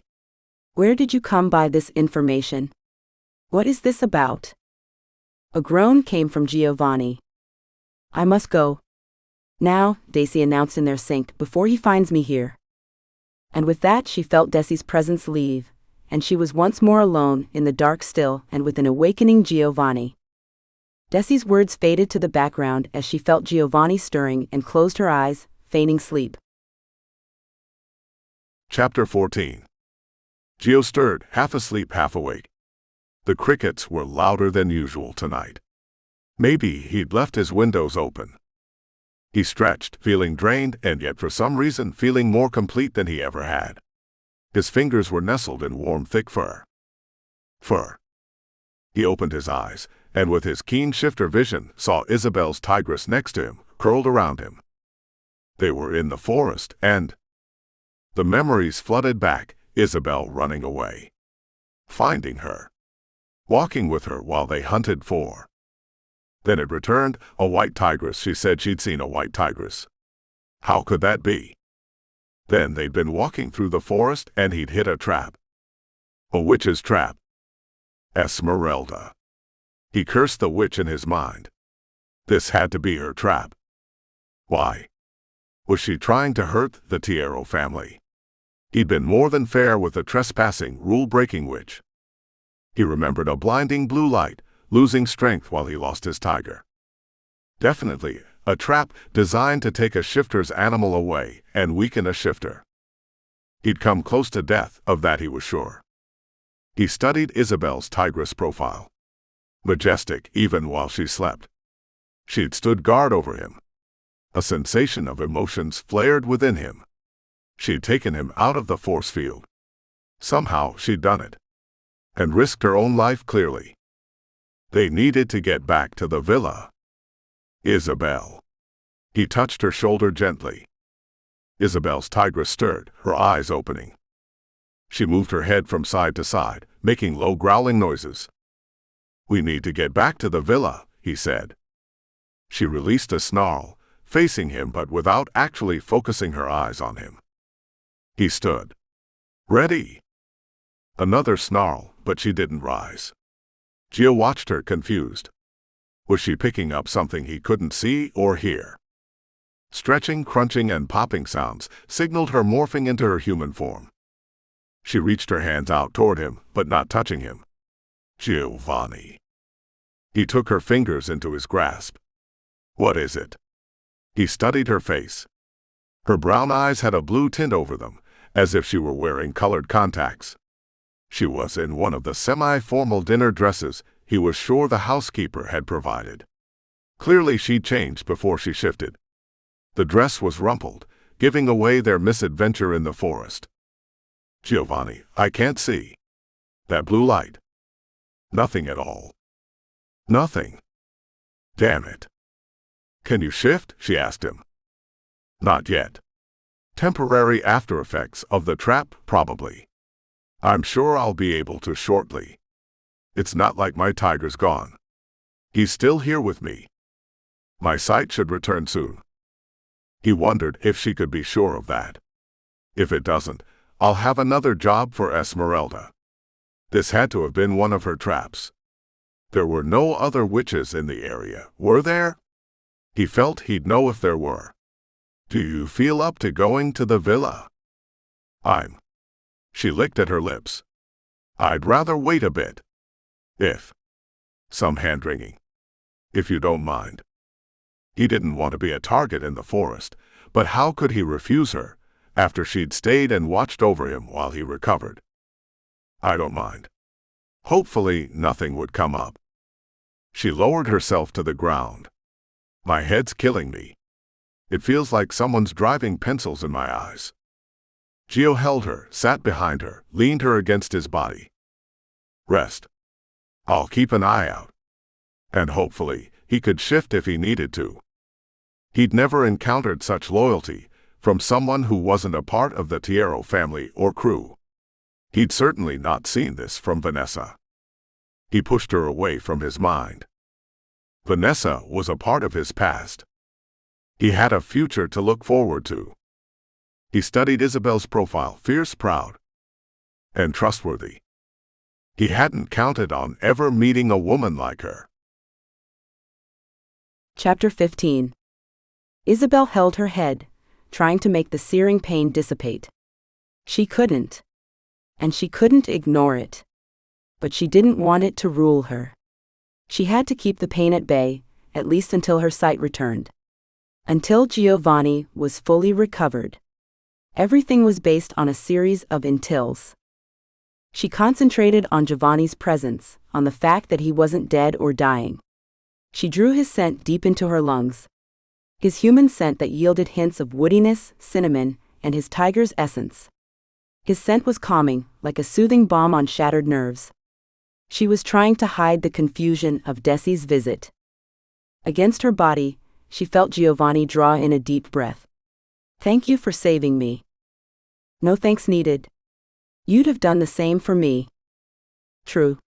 Still, I owe you. If there's ever anything." "There is."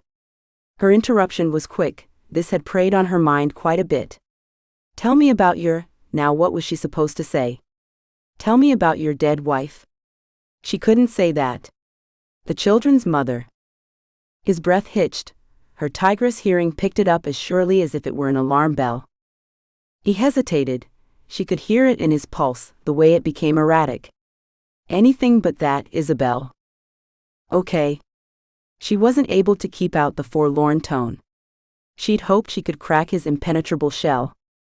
His breathing was ragged. "It's difficult." "I understand. What if you tell me a secret? Something you've never shared with anyone?" He paused, as if thinking. "Sometimes I wish I wasn't firstborn, and required to uphold antiquated customs I'm not even sure I believe in. Tell me one of yours." "That doesn't seem fair. You were supposed to tell me yours in exchange for my helping you." "Understood." He fidgeted, his fingers moving restlessly. She reached out and placed her hands on his. He was holding a blade of grass, strong hands wrapping the greenery around his index finger. She relented. "I've had issues with my tigress." "Define issues." "In my teens, we had a falling out. She refused to return. She was there, but she wouldn't come back in a shift. Would hardly communicate with me either." "What did you do?" "My parents sent me to a counselor." A shifter shrank. She could hear the smile in his voice, as if a counselor for shifters was far-fetched in his mind. Guess he served in that capacity. He was a shifter and a doctor, in the final years of his residency, an American who was returning to his country the next year. "I saw Dr. Evans for a full year before he left." "Did he help you?" "He said he wasn't very familiar with cases like mine, that they weren't common. His advice was to immerse myself in something I was passionate about, and wait for my tigress to return." "So you did? What is it you were passionate about?" "Ballet. And yes. Now I give private lessons." "And clearly your tigress returned." "She did. Not right away, but she did." "No explanation?" "I didn't need any. I knew why she left. I had met a young man, we were teenagers, it wasn't a big deal, but she was unhappy because she knew he wasn't my fated mate. She wasn't okay with our dating." "She's a headstrong one, isn't she?"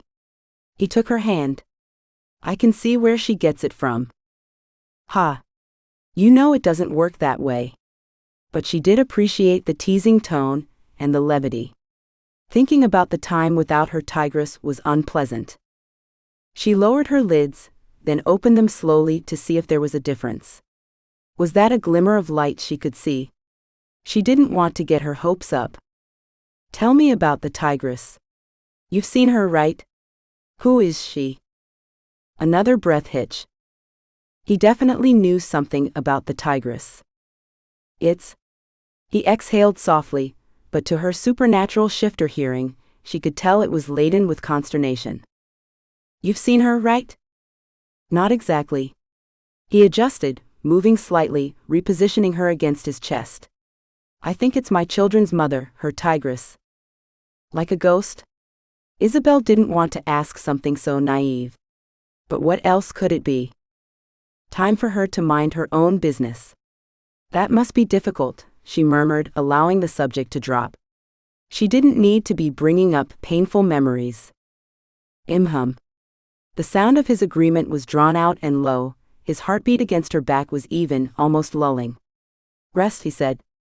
"I'll shift if needed." "Your strength is back? You can shift?" "Yes, my tiger's been pushing for it, angry at the experience, seeking revenge." Not good. The last thing she or anyone else needed was Giovanni Tiero seeking revenge. In Isabel's head, her tigress roared agreement, though still inclined to want a measure of retribution for the pain they'd been through. Her eyesight loss.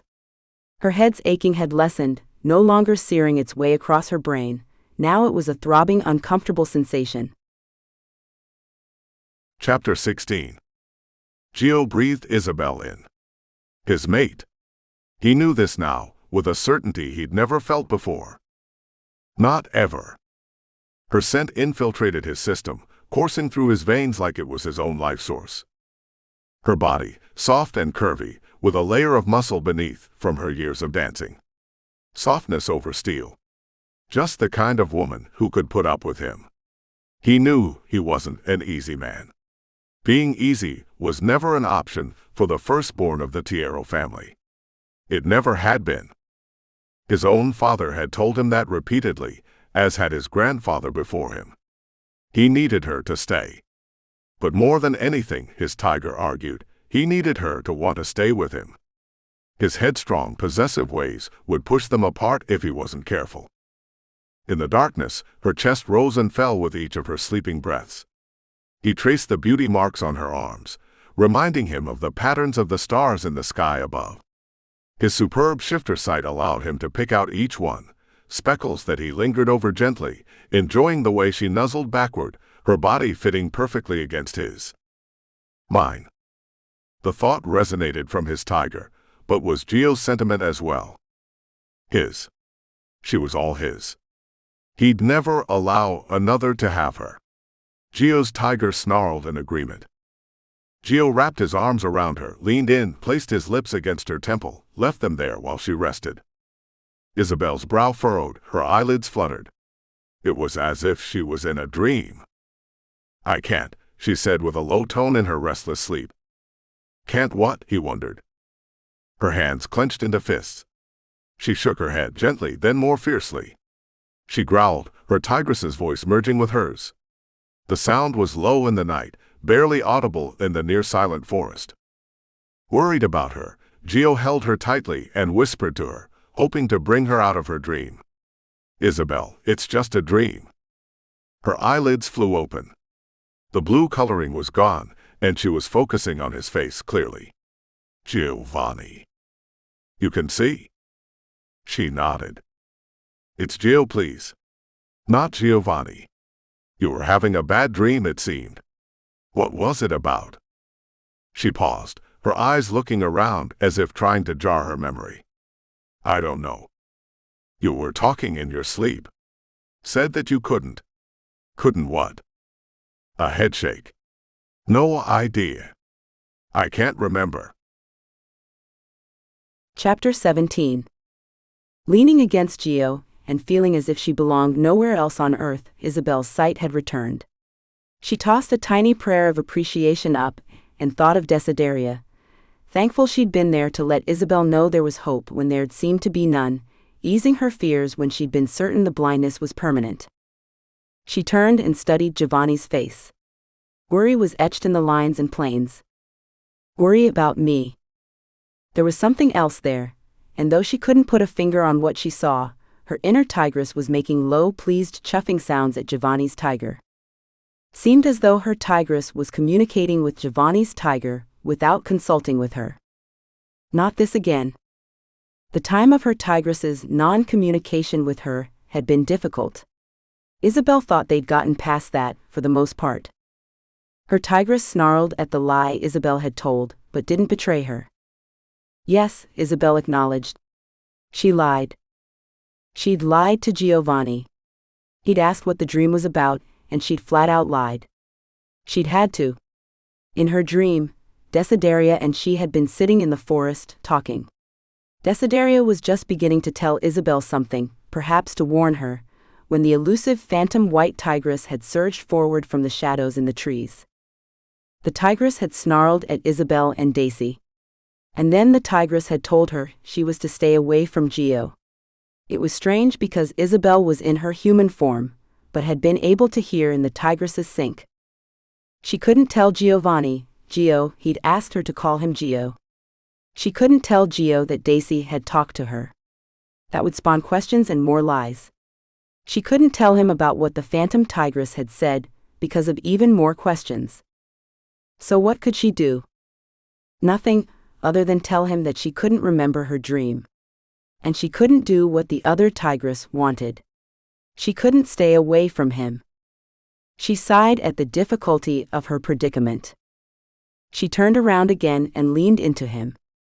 Against her back, she felt his heart beating strongly, far better off than he'd been when she'd first taken him out of the force field. Isabel noticed a difference. She paused to reflect on it. It was her tigress. She was different. Her tigress was content. Her tigress for the first time in all her life was not restless, not fighting, but simply content. Wanting to test a theory, Isabel pulled forward slightly away from Gio. Her tigress gave a snarl. As soon as Isabel leaned back again, her tigress released a low sound almost like a purr. Isabel understood. She felt a strong attraction to Gio, more than an attraction actually. But the way her tigress was behaving was overwhelming. Isabel bit down on her lower lip, hard. She was hoping the pain would drive away these thoughts she was having about Gio. Thoughts that weren't her tigress alone. Each moment she leaned against him was making it more and more difficult for her to concentrate on anything but him. It didn't help that Gio's dark stare was focused on her lips. She worried that lip with her sharp teeth, but the pain of it did nothing to appease her desire for this man. How could she want someone so dark, so deep, so withdrawn? Gio was in a place she wasn't sure she could reach. She wanted to, God knew she wanted to be in that place with him. Anywhere with him. Everywhere with him. His mouth was in a tight line, as if he had his own battle to fight, as if he were conflicted just like she was. Gio, Her words were cut off as his hand flew up, his thumb freeing her lip from her teeth but resting against her tender reddened bottom lip. He shook his head. Don't say it. Don't say anything. Just give me this. This moment. This second. This brief flash of eternity, even if it doesn't last after we return to the villa. His voice was a tormented growl. Isabel's confusion was compounded, even more than it had been a second ago. She knew her torture, but she didn't understand his own torment. Something in his eyes sought hers, seeking an answer, seeking affirmation, seeking. What does he want from me? She knew what she wanted, it came to her in a flash. She wanted him on any terms. She knew her tigress felt the same.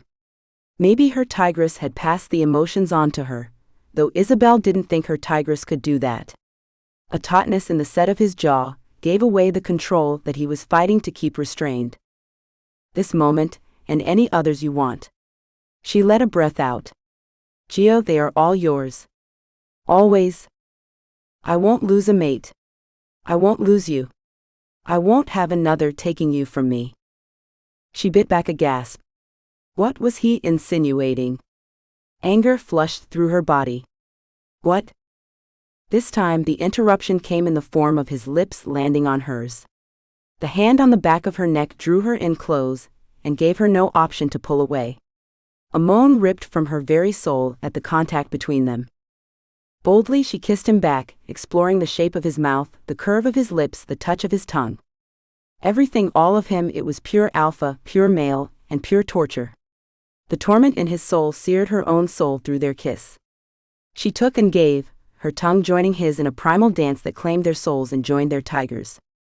Her hands lifted, wrapping around his neck, digging into his hair, pulling him tighter against her mouth. Her mouth caught his groan, swallowing it, making it her own.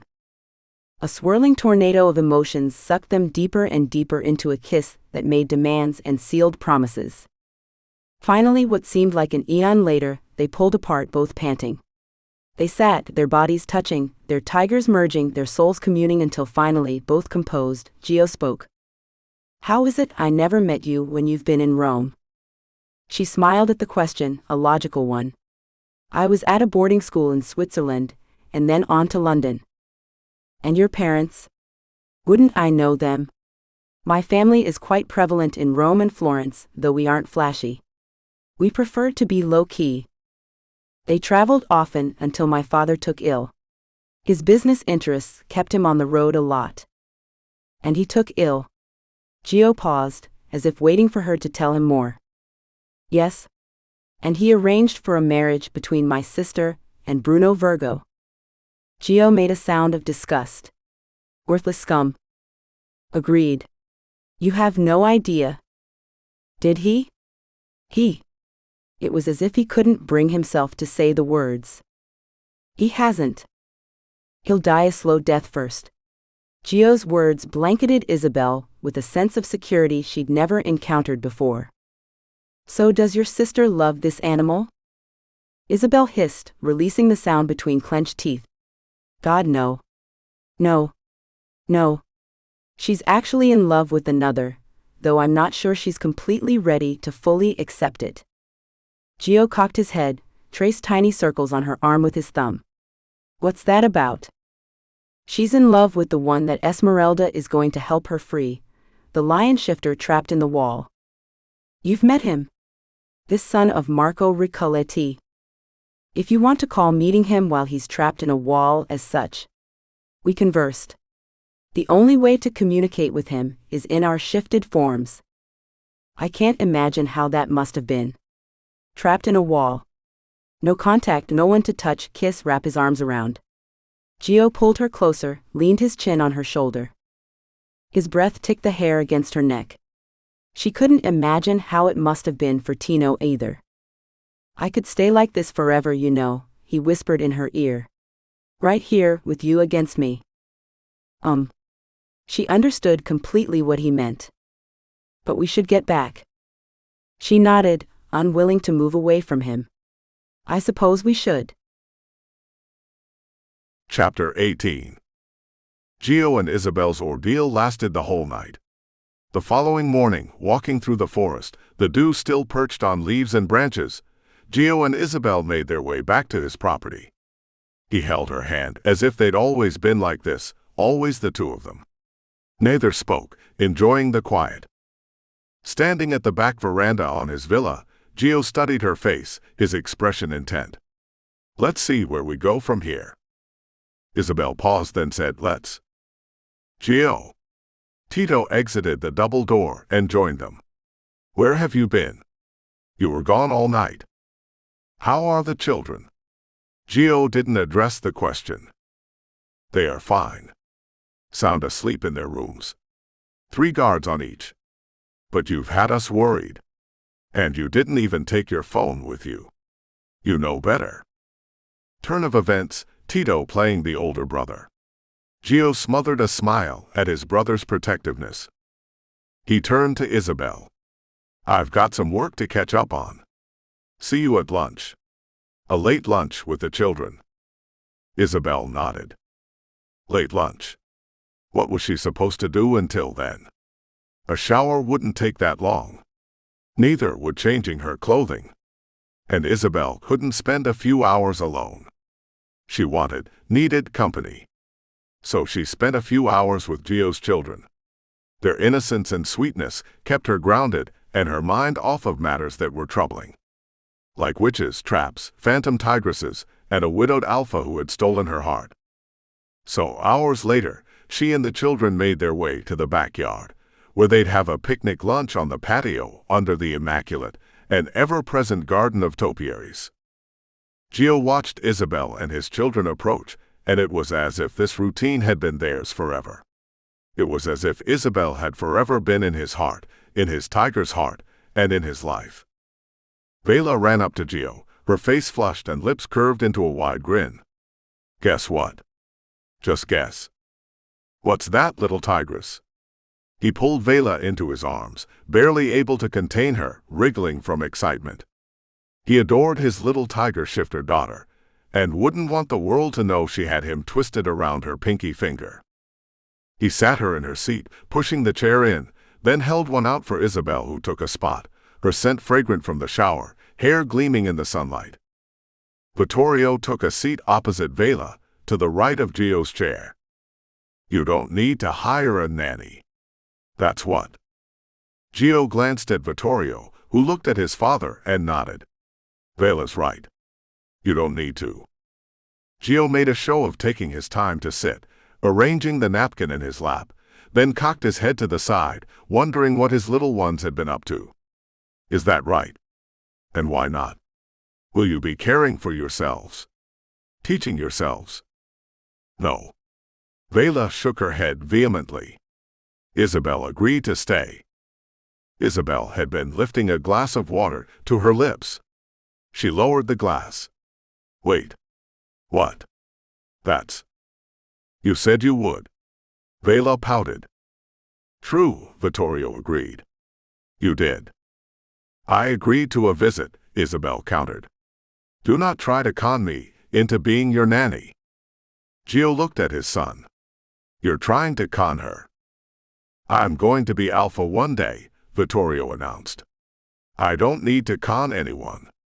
They have to listen to me. And from now on you will call me Vax. He crossed his arms over his chest. Gio frowned at his headstrong son. Movement caught his eye. Isabel was nodding slowly, barely perceptible, giving Gio the clue that he should acquiesce. So Vax is what you'll be called. His son looked at him, as if not quite believing that his father would agree to this, then gave a nod. Then Vax it is. Though you know that's not my preference. Another nod from his son. A tiny smile crept to Isabel's lips, curving them just so. They were still swollen and pink-colored, reminding him of their kiss. They ate slowly, extending the meal into a long visit with his children. He enjoyed watching the way their faces lit up when they talked to Isabel, how engaged and happy they seemed. They dined on light fare, making the conversation non-committal, while Gio couldn't stop thinking about Isabel. About keeping her there. Keeping her with him. Forever. Maybe that's what prompted him to ask, how long will you be staying? Isabel gave him a questioning glance.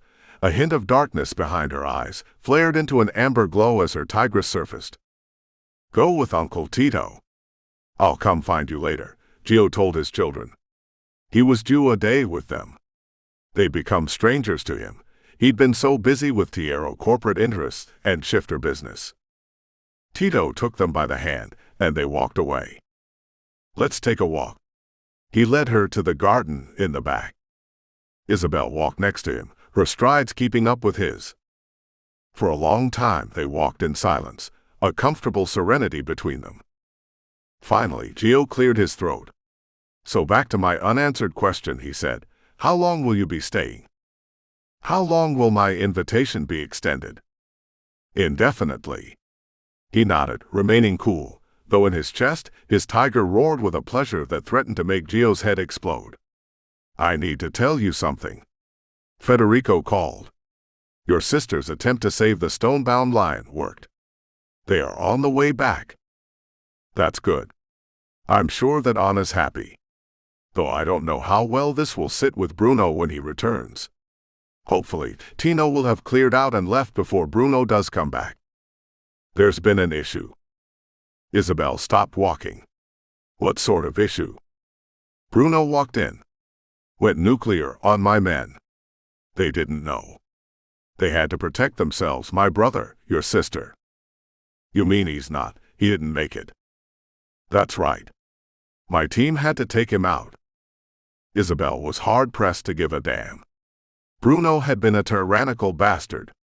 He'd made her sister's life hell. Don't take this wrong, but the world's better off without him. Federico mentioned your sister wasn't heartbroken. Why would she be? You have no idea what she went through. But Isabel knew Anna's hardships. She'd seen the bruises and contusions. It had been a matter of time. She'd been thinking of ways to get Bruno out of her sister's life. She'd heard Anna's cries late at night after Bruno had. Isabel pushed the memories of her sister's life away. It was over now. And she didn't have to kill Bruno. Because that was her next plan. Will you return to Rome with us? Gio's question caught her off guard. You're going back? It's better for me to be close to the center of my operations. What brought you here? He glanced back at the house, then centered his intense gaze on her. It's a safe place. A place that very few know about. Very few others than a witch that almost killed you. I doubt Esmeralda would have wanted me killed. That trap wasn't set for a Tiero. She'd be foolish to start a war of that magnitude between shifters and witches. So then, what were you hoping to escape from? Or whom? The white tigress you saw. Is she a ghost? What does she want? The children. Isabel gasped. She wants to. She was confused. She wants her children. He stated it matter-of-factly, as if it was normal. As if it was an everyday thing. It's as simple as that. And they deserve their lives. That's all there is to it. Isabel's hackles rose. Her tigress snarled. At the very same moment, Gio spun around. Chapter 19. What is it? She whispered, knowing something was making alarms go off in her mind and in her tigress, but she had no clue what. Gio's eyes narrowed, his nostrils flared, his jawline tightened. Someone's approaching. More like something, Isabel thought, because this was no human setting off alarms like this. From the depths of the forest appeared a being. A man pale of skin, tall and lean in a sinewy way. Clad in a dark suit, with an open collar and a jacket, the man appeared to have stepped off the pages of a fashion magazine. He looked like he'd been to a formal affair. His clothing was impeccable, not a hair out of place. She'd almost call him attractive, except there was something inherently evil that oozed from his seemingly non-existent pores. She glanced at Gio, whose full concentration was centered on the one coming closer. What is he? He's a Giovanni. The man's voice was hollow, ethereal, and if she had to use another word to describe it, she'd have called it otherworldly. Christophe. Gio was practically bristling, his voice displaying his tiger and a coldness that Isabel had never heard before. What are you doing here? Vampire. Isabel's tigress screamed the word in Isabel's subconscious. The word reverberated in Isabel's mind. She'd been made well aware of the danger that vampires could pose to shifters. We have unfinished business. Christophe's smile didn't meet his eyes. Eyes that were coffee bean brown, but tinged with a dark crimson ring. You and I have no business. His words were a growl.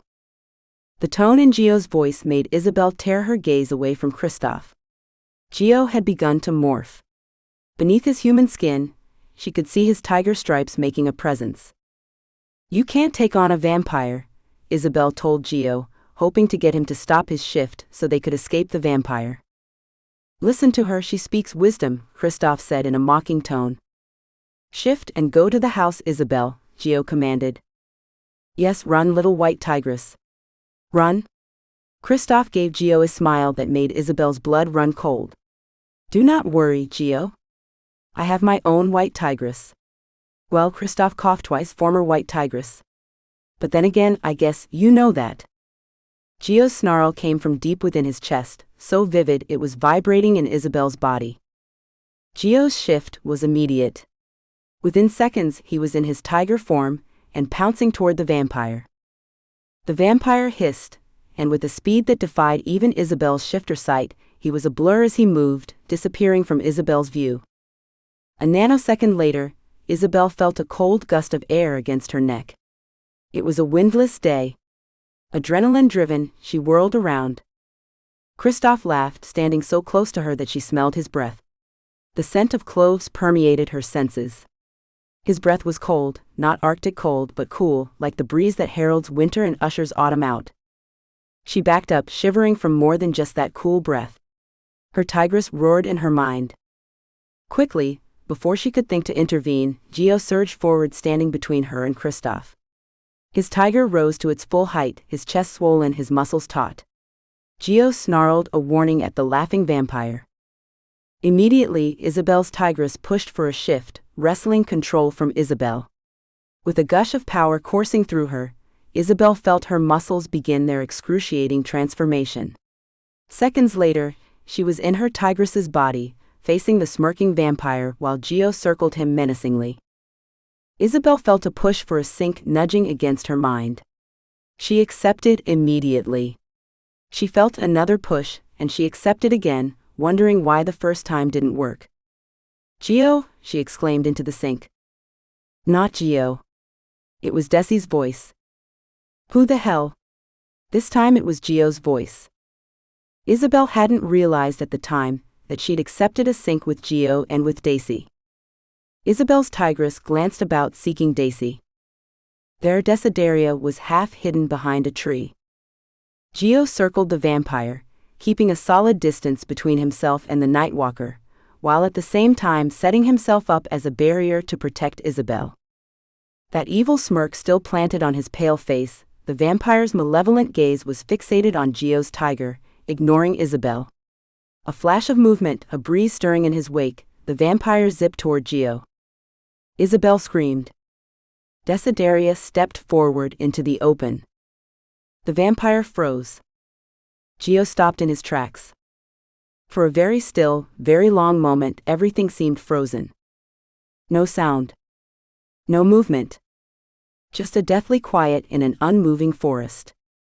The vampire raised a brow. "Witch?" His voice was a hiss. "What are you doing here, witch?" In the sink, Gio talked to Isabel. "Go away. Run. We can't defeat the witch and the vampire." "The witch is on our side," Isabel told him. He swung his tiger head in her direction, brilliant tiger eyes narrowing, irises becoming slits. "You know her?" Gio asked Isabel in their sink. "She's a friend," Isabel informed him. "I'm not here to hurt you," Daisy told Gio. "I can help." Kristoff's gaze flicked from Daisy to Isabel, to Gio, then back to Daisy. "What are you telling them in their minds, witch? What are you plotting, Desideria?" Isabel gasped in her tiger's mind. He knew Daisy. He knew her.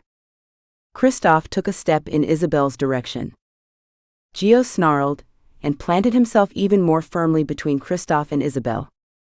"Leave them be, Nightwalker. What witch did you trick to give you the means to walk before it is fully dark? I have many at my disposal. Your refusal to join me merely meant I had to find another. Do you regret not taking me up on my offer, Desideria?" His tone had taken a seductive note. Isabel watched his face as he seemed to be turning on his charm, or glamour, or some sort of trickery. "I do not. I live with few regrets." Daisy took a pace forward, then another. "You'll regret it if you hurt these shifters. You'll draw the wrath of Esmeralda and others." The vampire's laugh was hollow. "I fear no witch." Quicker than could be witnessed by a human eye, he stood next to Desideria, his finger tracing down her cheek, her jawline, his nail sharp, leaving a tiny crimson trail. And then just as quickly, he'd stepped away. A glow surrounded Daisy, a green glow that made Isabel think of the force field that had taken Gio into an unconscious state. Isabel burst forward in a leap, aiming to sink her canines into the vampire's neck. Gio sprung in her direction, a mighty jump as his body slammed his tiger into hers, knocking her off course. "You can't bite him. You don't want to risk sharing blood with him and becoming a hybrid." Gio's voice was a combination of a shout and a roar in her mind. "Stay away," Daisy cautioned. With that, she cast the force field into a wider pattern, encircling the vampire and herself. Kristoff surged, his image barely discernible as he reached Daisy and leaned forward. Nanoseconds later, Kristoff was flung away from Daisy, a supernatural projectile directly headed to crash into a large tree. He righted himself, landed on his feet. "This isn't the last you'll see of me, witch." He vanished into the forest, a blur of motion and black clothing, dark hair flowing behind him. Isabel shifted into her human so fast, adrenaline pushing her into morphing so quickly that she barely noticed the pain. "You're bleeding." She ran toward Daisy. Gio jumped forward, his body shifting into his human form in mid-sprint. He grabbed Isabel's arm, pulling her away from Daisy. "No, Gio. She's my friend." Isabel jerked free of his grasp. "He bit you." She reached for Desi's face. Daisy lurched back, away from Isabel. "Don't touch it. I'll be fine. I've got to get some help." "You're not fine." Isabel stepped closer. Again, Daisy pulled away. I will take care of this. I will get help. You need to get to safety. He could come back. Let's go. Now. Gio took Isabel's arm again. Listen to your friend. Isabel wasn't crazy about the way he said your friend, but she understood his hesitancy to trust a witch. Let me know you're all right, she said to Daisy. Daisy nodded, and with that she slipped into the forest. Isabel kept pace with Gio's long steps. She understood his desire to get out of the area. We have to talk. When we get back. Chapter 20.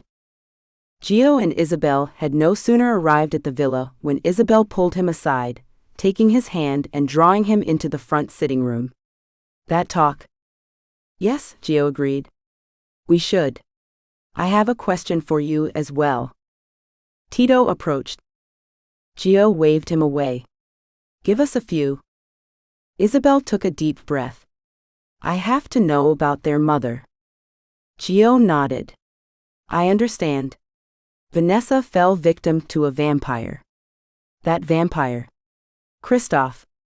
The way Gio said his name, it was as if uttering a vile curse. And you? What about you with this? Were you not fated mates? Did you not lose the one for you? No. We were not fated. Had we been, it would not have been so easy for Christoph. She went with him? She did.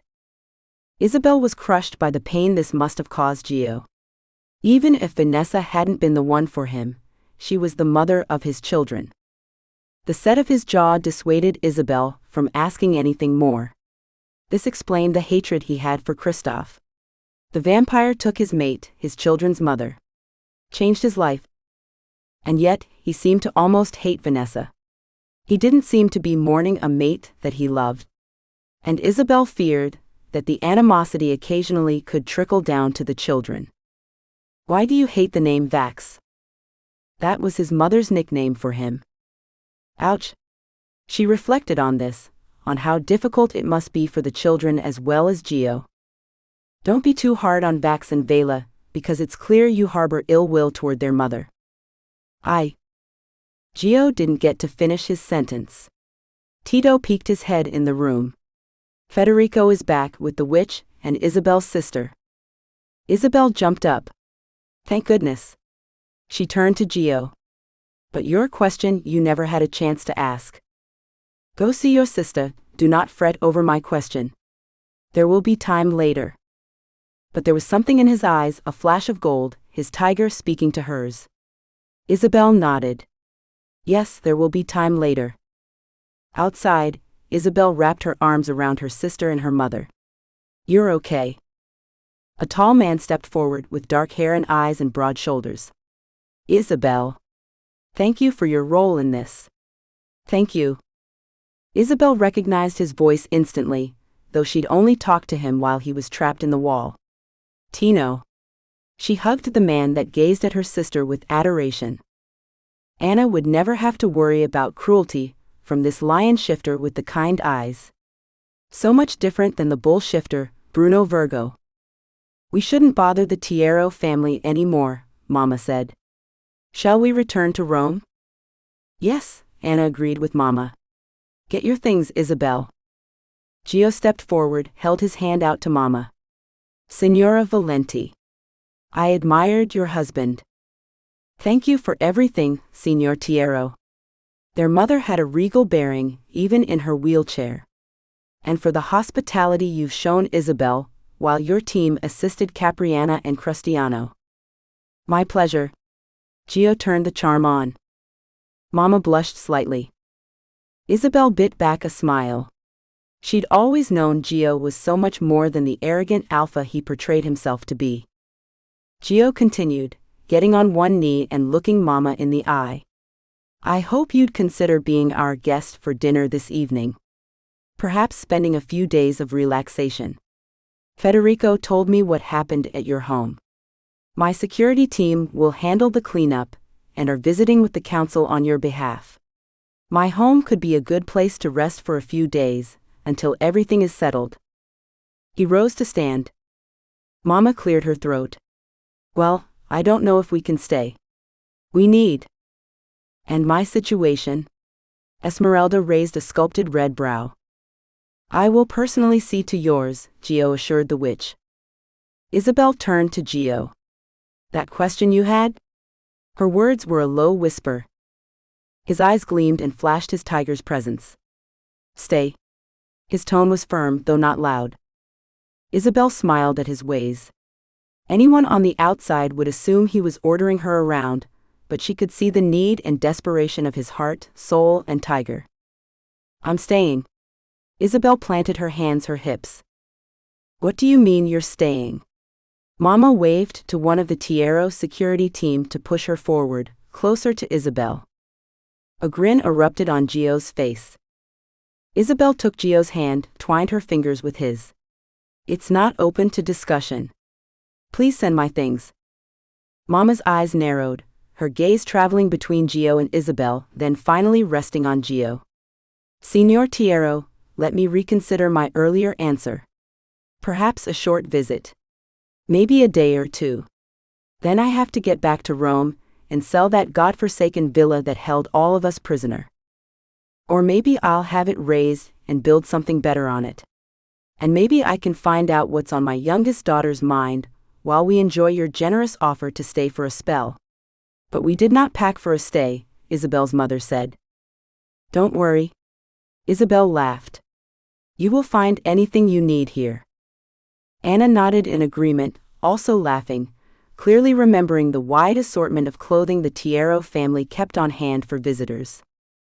They met in the dining room.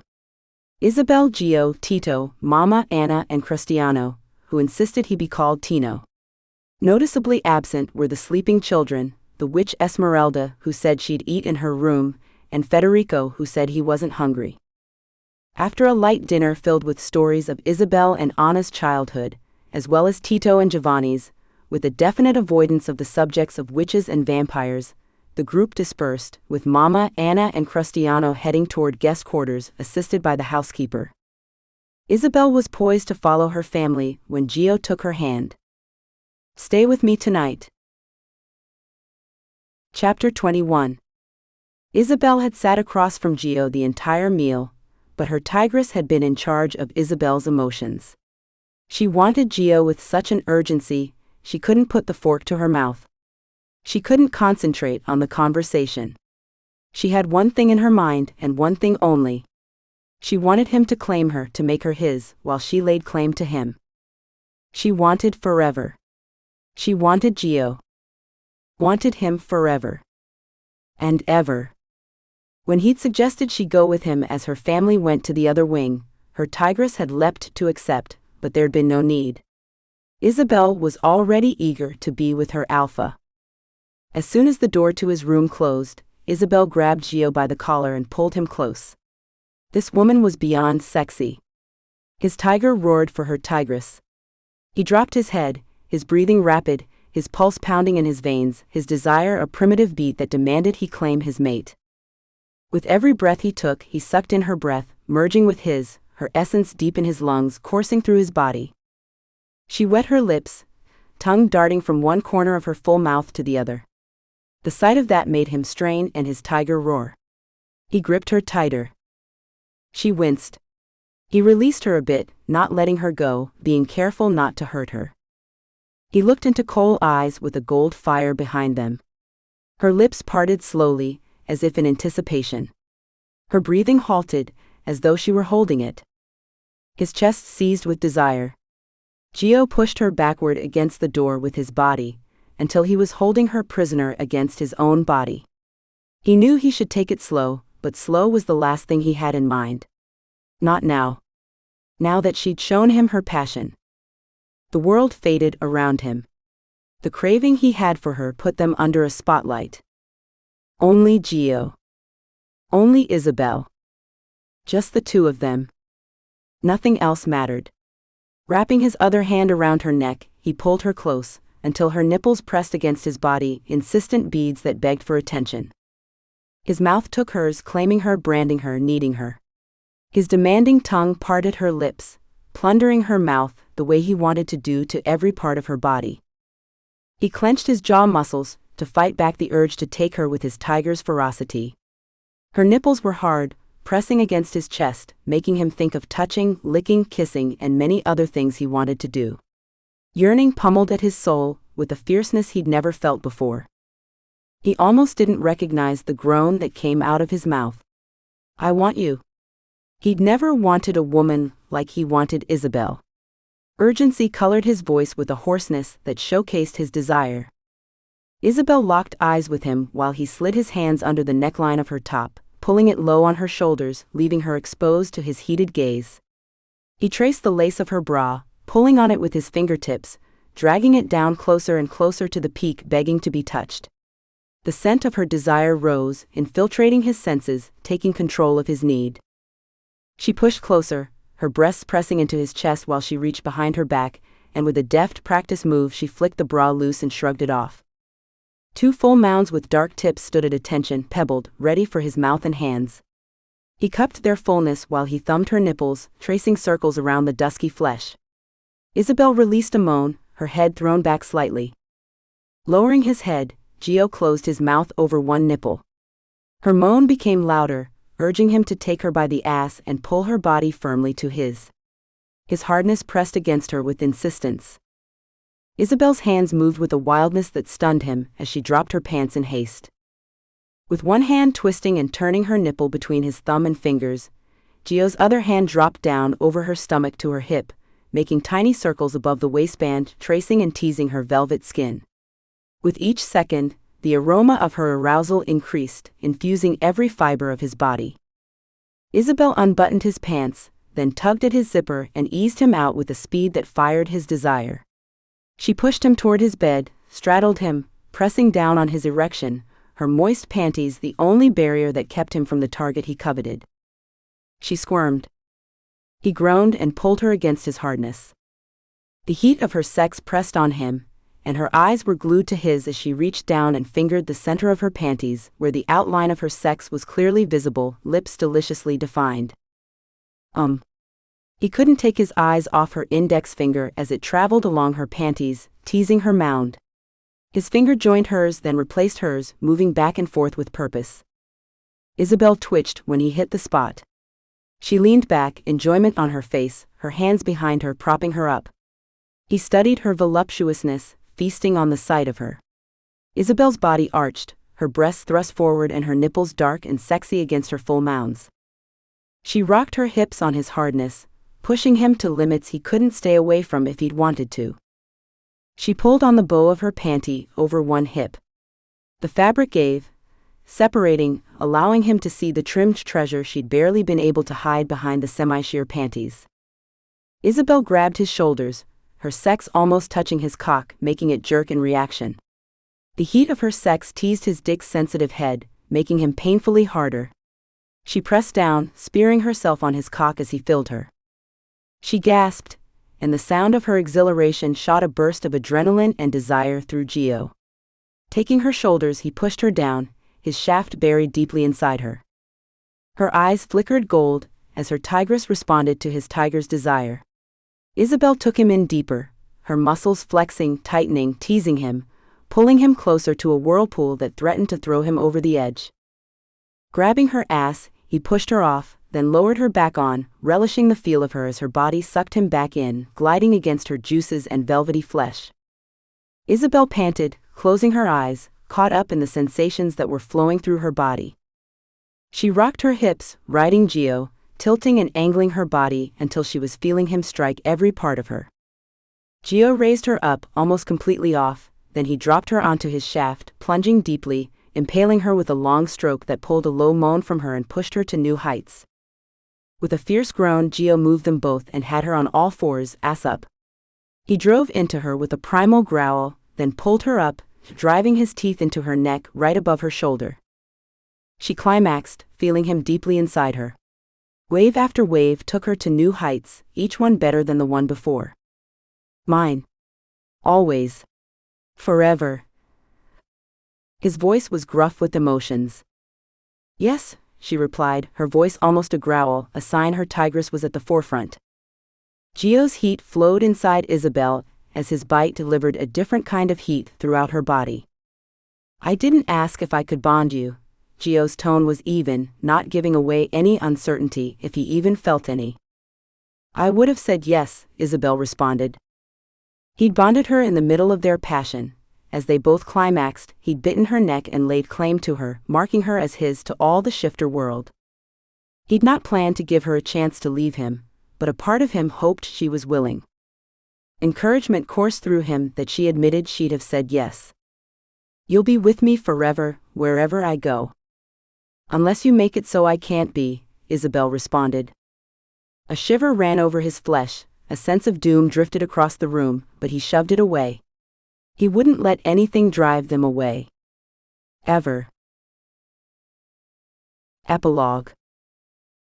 Weeks later. Northern Greece, along the Macedonian border. Gio and Isabel, Vela and Vax and Gio's security team were at a different villa but not in Rome. Tito and Federico hadn't come with them.